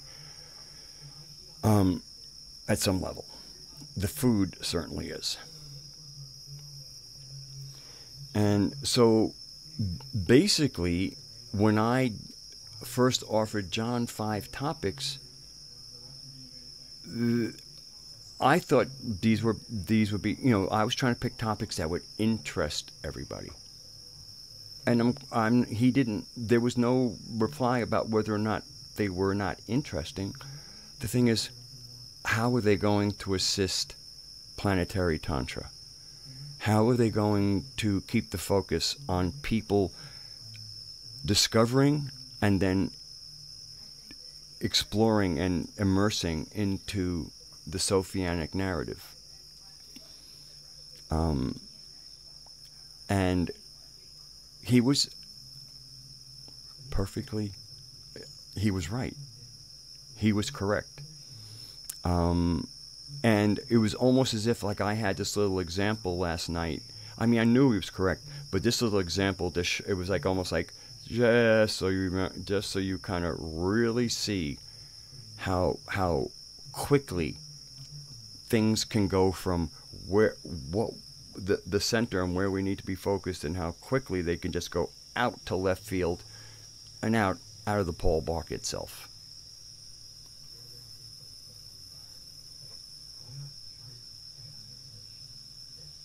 And I have to recover a thought, and it was something I was speaking of. Actually, it was something that Moose and I covered in our Mystic and the Moose the other day. And what was that?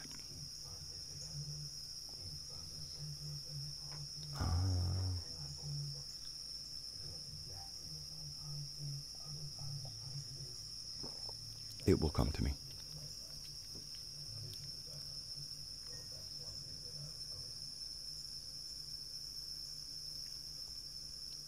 Right, yeah, I like that. I'm always skeptical when a narrative keeps adding new characters.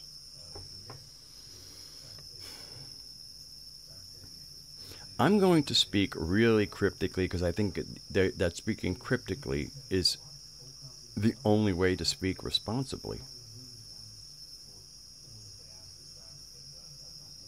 Nah,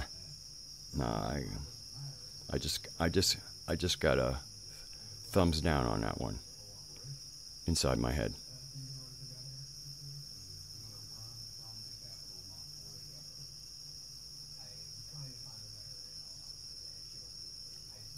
The interesting thing is, when you ask for guidance, information, intel, and then you get a massive dump, a lot of that is actually all for you.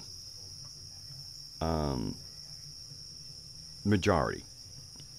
And then, as I'm here and wanting to, and intending to be responsible, taking my time.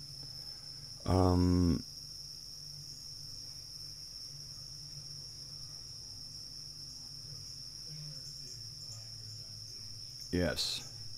Oh, yes. Foxy. Foxadre. It does need to stay pure. And that's, I'll say this, she insists on it. She insists on it.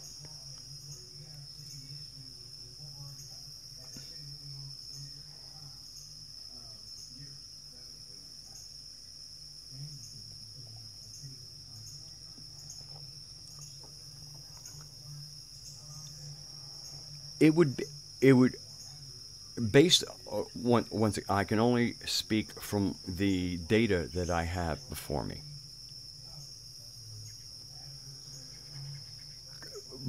But and those who I know, and this statement is about the Sophianic narrative, planetary tantra, and John Lamlash's role in it.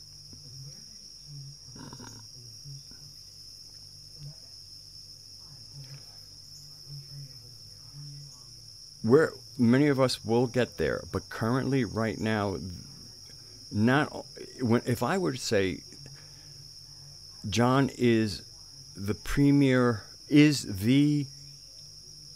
primary, the depended upon conduit for our mother's messages, and especially tied into the Celestics and with the Dakinis.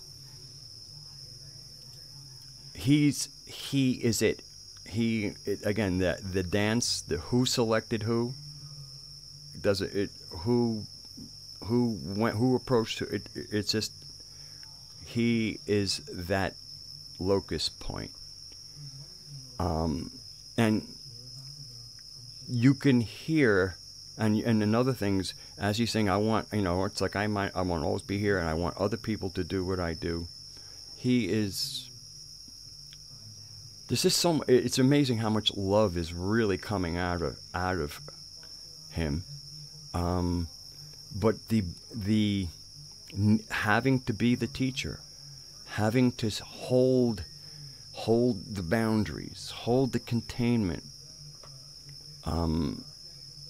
doesn't allow him to play, and maybe in ways that he might want to. In number 10, you will hear a bit about John's birth that will inform you about the man. And I think it's the last one, number 10, is very much worth listening to, because I know if I had not listened to it, I needed what I got from that to allow what I got from my imagination or mother to be effective. It was almost as if I felt like, because I had these points that I got from hearing him speak with Ginny, and I think there was another person there in Radio Gaianum number 10, Responsibility, that when I was basically seeking instruction of how I can best interact with John, like in other words, how I can be of utility to John when we speak,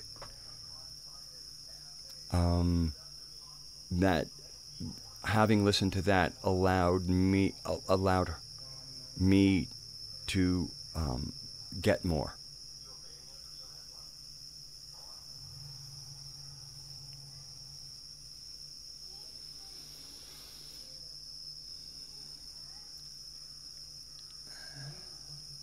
And interestingly, like I had somebody who was this is a good, I won't mention the name, but somebody, if you long comments, and part of them is, I came to listen to you, Mod Wiz. If I wanted to listen to JLL, I'd go listen to JLL. Why don't you be original? Because the Sophianic narrative is not for riffing on. So, this, it was like, basically it was like, that's just what JLL's saying. Why don't you, I want to hear what you have to say about all this and not just regurgitating what John has saying. Well, John isn't regurgitating. And I'm not regurgitating. This is drinking from the same fountain, and some people will come away with more. But my experiences last night could not have been more revelatory. That the way things are evolving are what she wants, and specifically the Sophianic narrative.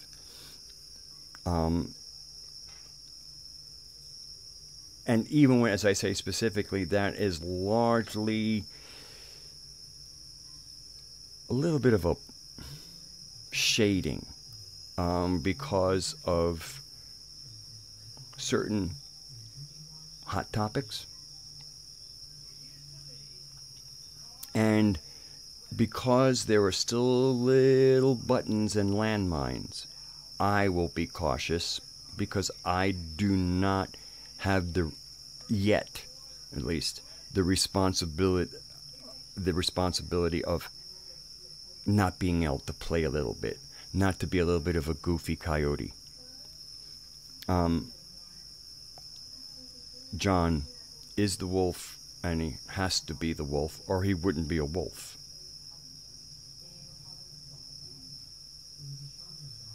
And wouldn't be the teacher.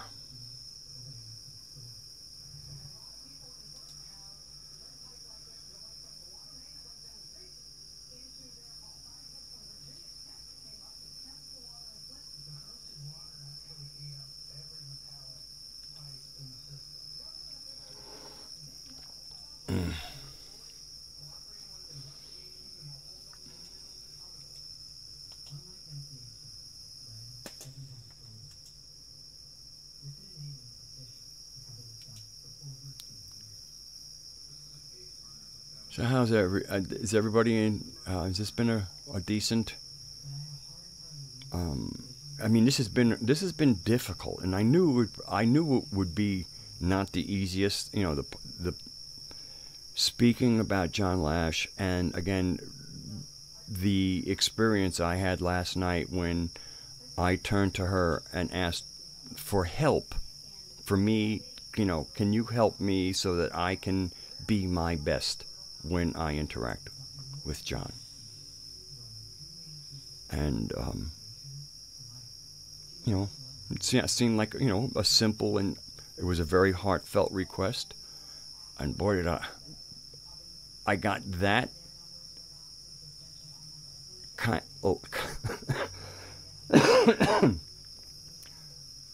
It's almost like, rather than getting specific instruction like you should do this, it was like, well, how about I give you this, and then from that, figure it out.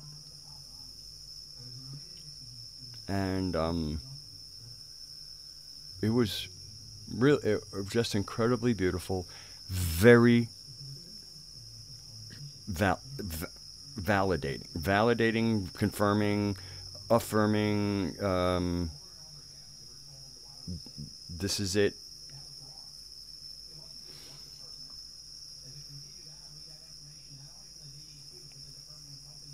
And those who are doing planetary tantra, I think know what have experienced it themselves. I see in the language. I see how this is one organism. Even in, even a cell, you have ribosomes, endoplasmic reticulum, you have all these parts, but it's one thing. And that's what this Gnostic rising is. It's almost like there's a certain point of the coherence in the center that, as John stands as the hub of planetary tantra and Gnosticism, that those who can are joining them, which creates greater coherence in the center, which creates more towards it, and it's kind of gone from, like, I think of like a tropical storm. It's a tropical storm, just be a bunch of clouds, but once that coherent center develops, now we have an organized, in this case, storm. But a storm is an organism itself, and if you haven't noticed, they do give them names. So it's almost as if in this past week or so, and then really seeing it in people like Foxadre and Madfinger, two names that just pop out at me. If I miss somebody, go ahead, I'll give you a shout out too. But how they're responding to John, because we're all there, and it was kind of funny. One of the two people I mentioned had mentioned and asked Ginny. I noticed that Mod Wiz has New Earth as one of the recommended stations. Should I, would you recommend it? And she said, yeah, if you can put up with the new cagey stuff. So, I mean, there's this, it's how much fun it is for, myself. I'm doing this here, and then I go over and I'm looking at those videos. I see somebody mention my name, ask a question about something I've recommended. Ginny coming in and, saying, yeah, go for it, as long as you, understand some of the things about her. And you really, I think that's kind of when I really felt like a click. That's when I went, the Gnostic rising. That really is taking form. There is becoming a greater Gnostic community, and we know each other. We're now starting to talk to each other. We're in each other. We see each other in threads, and it's where there is an online Gnostic community that is forming. And once we start locating ourselves and more people kind of come in there, it really would be nice to start having offline Gnostic communities.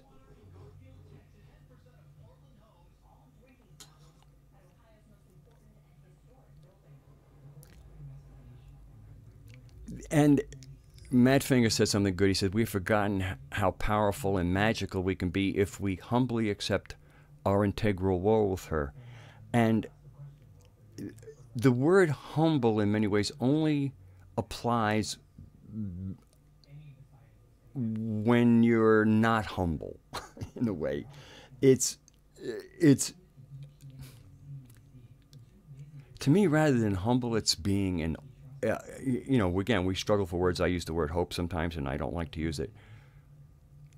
Agape, which is, you have eros, romantic love, philos, brotherly love, and then you have agape, which is kind of like how the gods love, or the highest love. But it also implies a certain, agape, you could also spell it as agape, is almost as if like your mouth was open in awe. And that's my experience. It's a form of humbleness, but it's a humbleness in the awesomeness,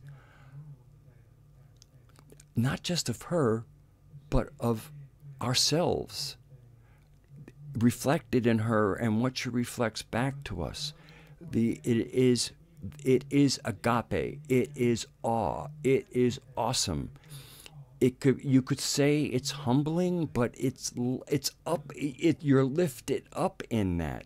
It's almost like surrender the false personality and rise in her dream as who you really are, the luminous child.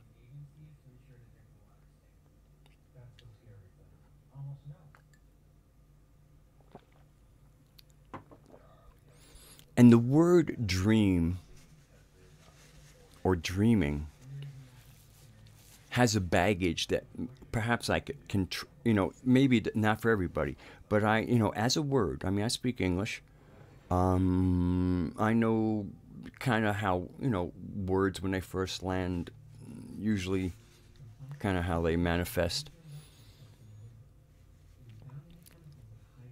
As biological beings, we have these cycles, wakefulness and sleep. And largely it's during the sleep cycle that we engage in our dreaming.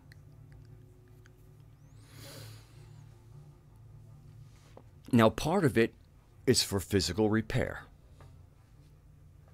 So it's useful time. But I don't know of don't see any animal. I don't know of any other biological being, that we can observe that, has some motility. I mean, it's kind of hard to observe an amoeba.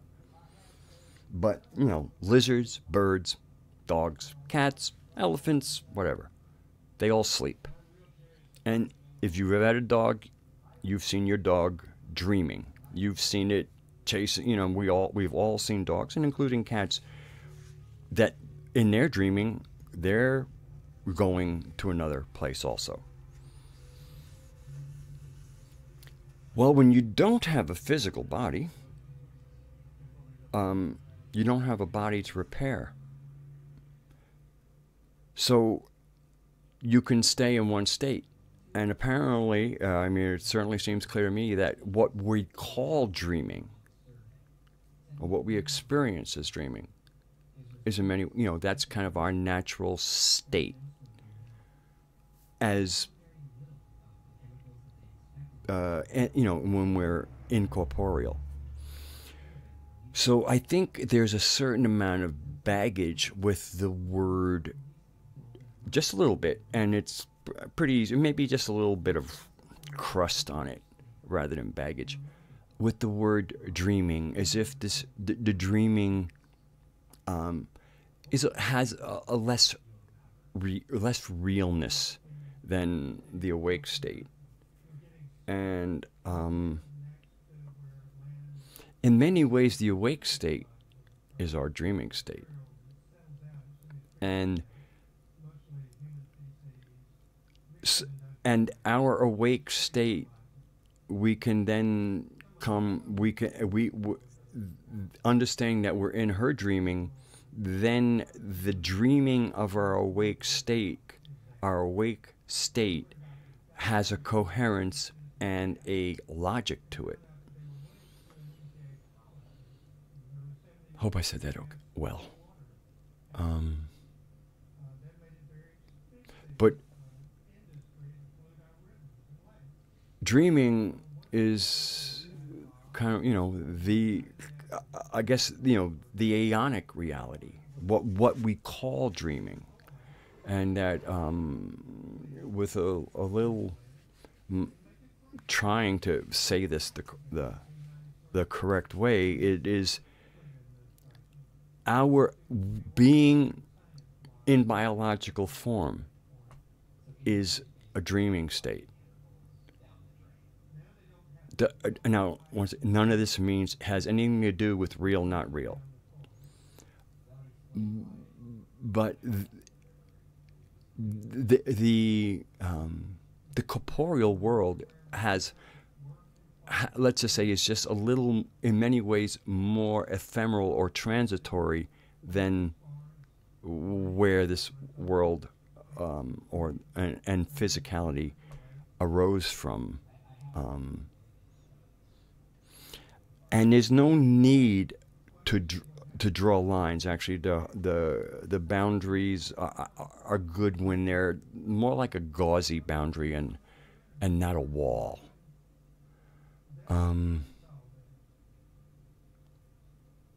Like a membrane. And if from somebody who has studied cellular biology, the membrane of a cell is called semi-permeable.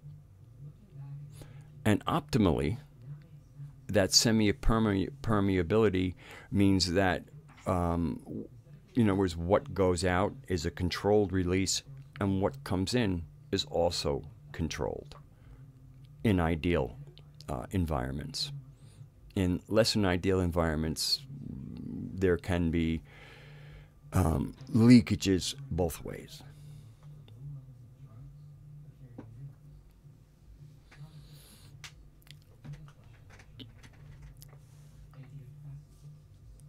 And so one of the things I know I'm trying to get more in the practice of is when, because a lot of times when I first wake up, I'm coming out of that dreaming.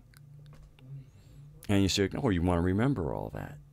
And it very often it can be, the more you can remember, the more you can unpack and have utility for what you got there to bring here.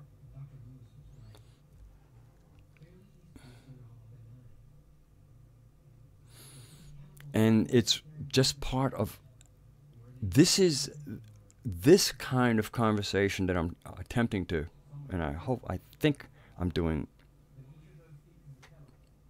at least people are saying that they're getting it. This is the magical living that I like to speak about. Not, the word magic is another baggage-ridden word. Especially because much of the magic we know isn't our magic, it's archontic magic. Or it's a mix of archontic with the older magics. But how many turds you need to put in the punch bowl before it's undrinkable?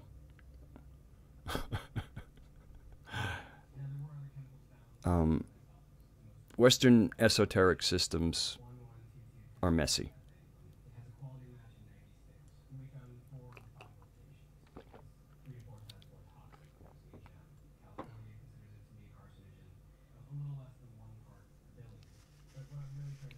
Yeah, Harry Potter magic. It was, it's interesting because I was reading, some gentleman was trying to show what a good father he is, and apparently he has 3 children. One's relatively young, one is around 10, I guess one's a teenager. And he was celebrating the fact that he's reading to his children. And it was like, I'm reading this book to my youngest, and a good enough book. I'm reading this book to my oldest. Okay, seemed pretty good. But to the 10-year-old, he was reading Harry Potter. Now, I've read Harry Potter myself. But, it was entertainment. Actually, and I went to see some movies, and it was actually towards the end when they're just waving their wands, and it's like shoot at the OK Corral, and instead of 6 shooters, they have wands. It was just dumb. It was so disgusting. It was Hollywood. It was pure Hollywood crap.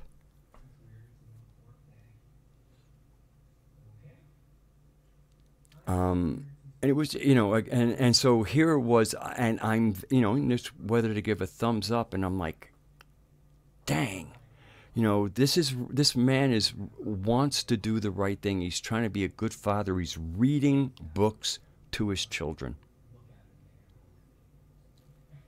But one of them is a Harry Potter book, and I read the Harry Potter books, and again, they were, they're the Gothic, Hogwarts, the whole again, it's an atmosphere, and I won't be misled there. And I also did read them before Planetary Tantra. Not that I took them seriously, but again, it wasn't. It was a different time, so I was actually conflicted. I do see how things like Harry Potter have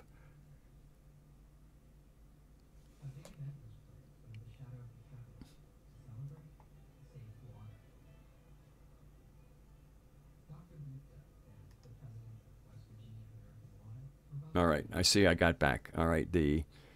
My I went down. My connection went down for a second. But for people, for young minds, for people who are looking to get engaged in the supernatural, I can see Harry Potter's. And does it seem like, oh, it's fun, it's entertainment? It could be fun and entertainment if it wasn't so misleading, if it so didn't misrepresent what that world pretends to be representing. And so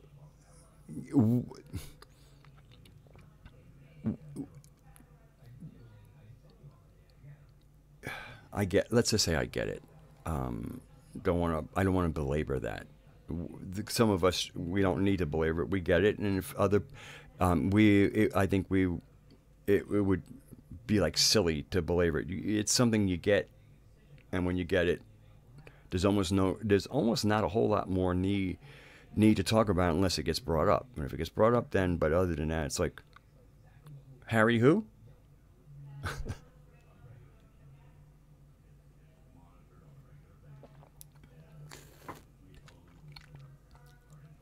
Yeah, I know. I saw that. I was like, oh, I think I'm going to resume, because it said trying to reconnect. So, and I see my picture got fuzzier, and so I guess it's self-moderating what kind of frames per second. So I can see I'm getting all kinds of gauzy here.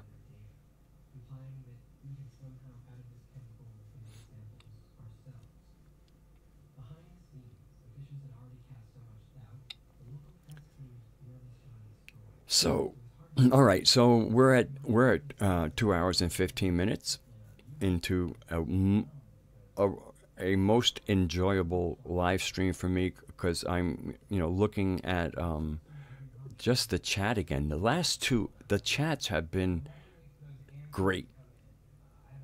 Sometimes in the past it was almost like, hey, I'm trying to say something here and the chat's like there. It's almost like, hey, am I keeping up with the chat? So this is really wonderful. I'm in awe. I'm having an agape moment here. I want to thank you all. If anybody wants to say anything, ask anything, I'm winding down. That's not like going to go off any minute. But with my connection acting up, perhaps I'm getting a hint.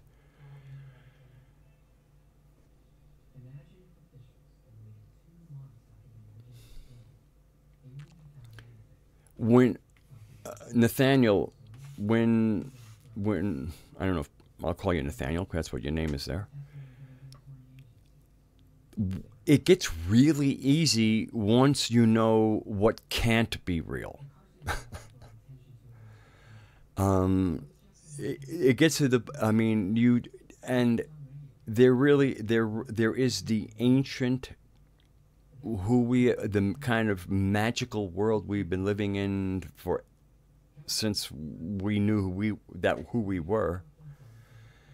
And then there is the introduction, and they're so different in style. They are so different, and the language that gets used changes drastically.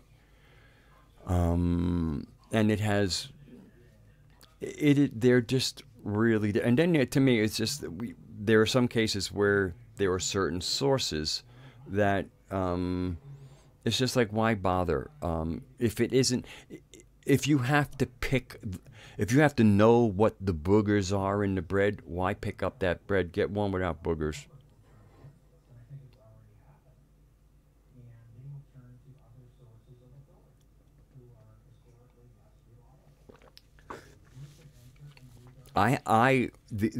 There are some newbies, and one of the things that I'm knowing why this Gnostic Rising is going well is because I see quite a bit of love for from the from people who have put a lot of time in and have really been at this, and then they see people come in, and I see the sweetness.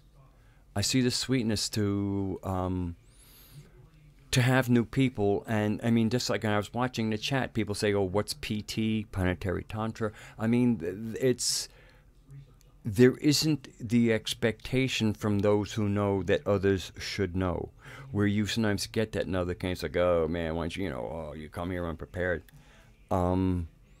There's a gentleness of like, okay, welcome, welcome to the Gnostic tent, and so make yourself comfortable.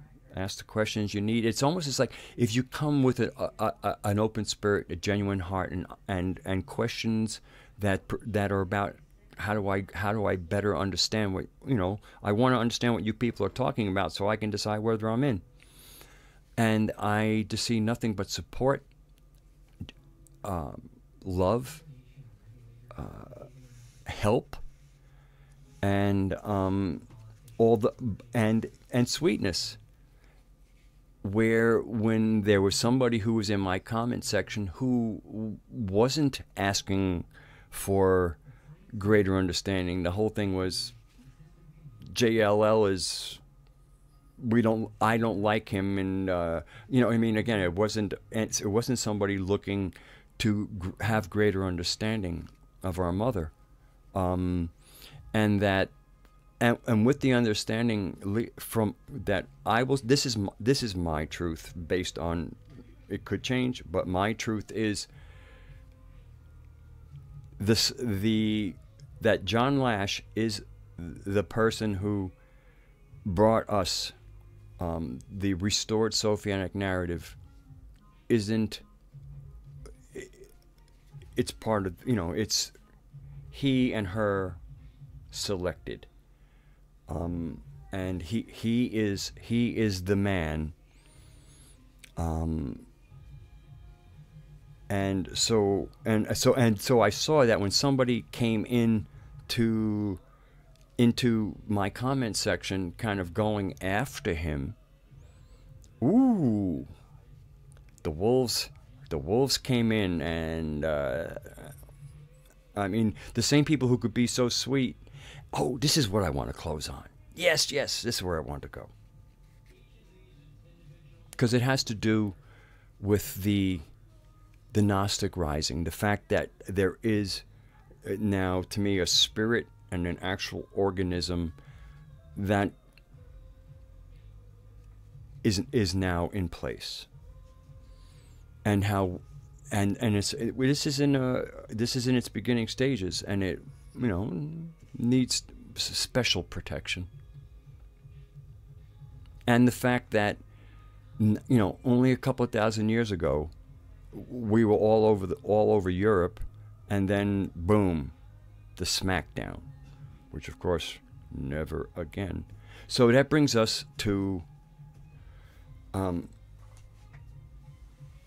yes, 9 p.m. generally.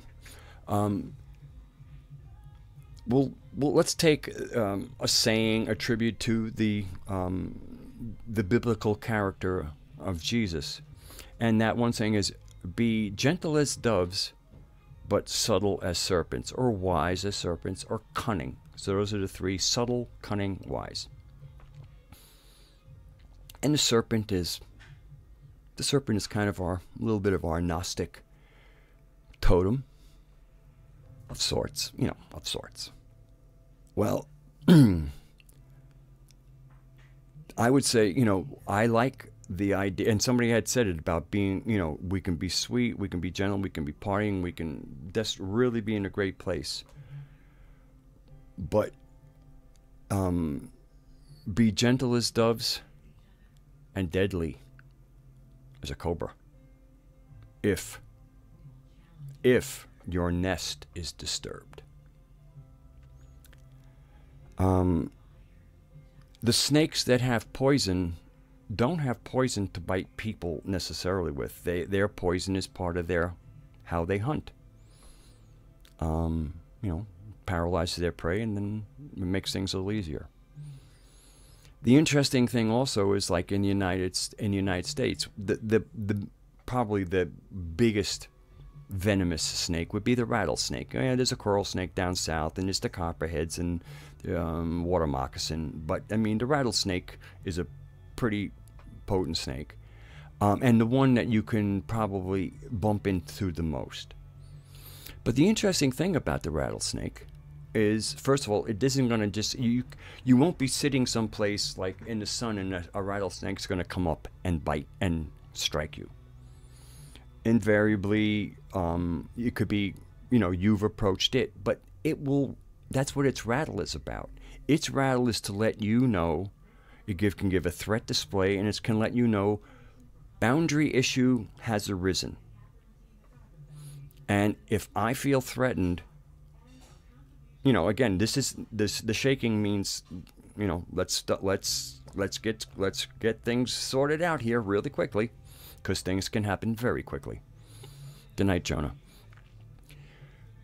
And so if you get bitten by a rattlesnake, it might have not been in your intention, or that you, but okay, we're not, I think we humans can probably be a little more discerning, but sometimes seconds matter. And there we go. Cunning, patience, sweetness, and ruthlessness. Thank you, Matt Finger. And but and the same thing, there you have the cobra that has the hood, and of course it will do a threat display. And some cobras are not spectacled, but they still will rise up and give a threat display, provided you are not suddenly right in their midst and there's no time for display. There's only a time for whoop, boundary crossed. So I just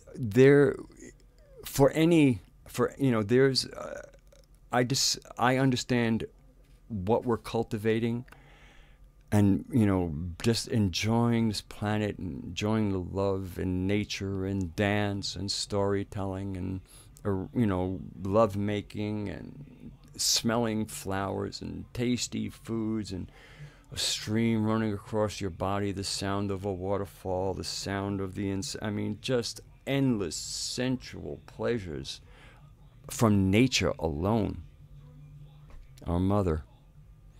And but the ability, just like any of the animals, to be able to make a threat display when we feel threatened, and to be able to act to preserve ourselves. These are important things, and those are part of the discussions of the KWP. So okay, that's I guess that's where I will now close this down and say good night to everybody. I want to thank you, Robin and Fox Dre, Matt Finger, Nathaniel Ream C, Jonas C, Moose, and Doc Illusion, Jessica, Metal Lady Benz. Just thank you all, and was it? I don't want to take their saying. I'll just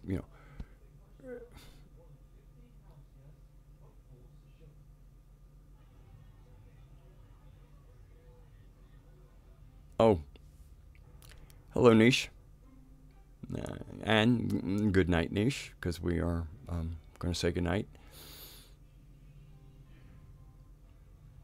Let's just take care of yourselves, and if you haven't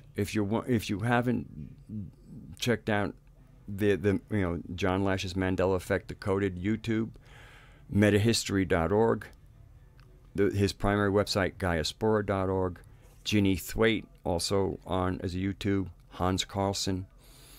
And if you want to get real old-fashioned about it, and settle down with one of the better books, or a really good book, maybe even a necessary book, Not in His Image. And so I will say good night with great affection to you all.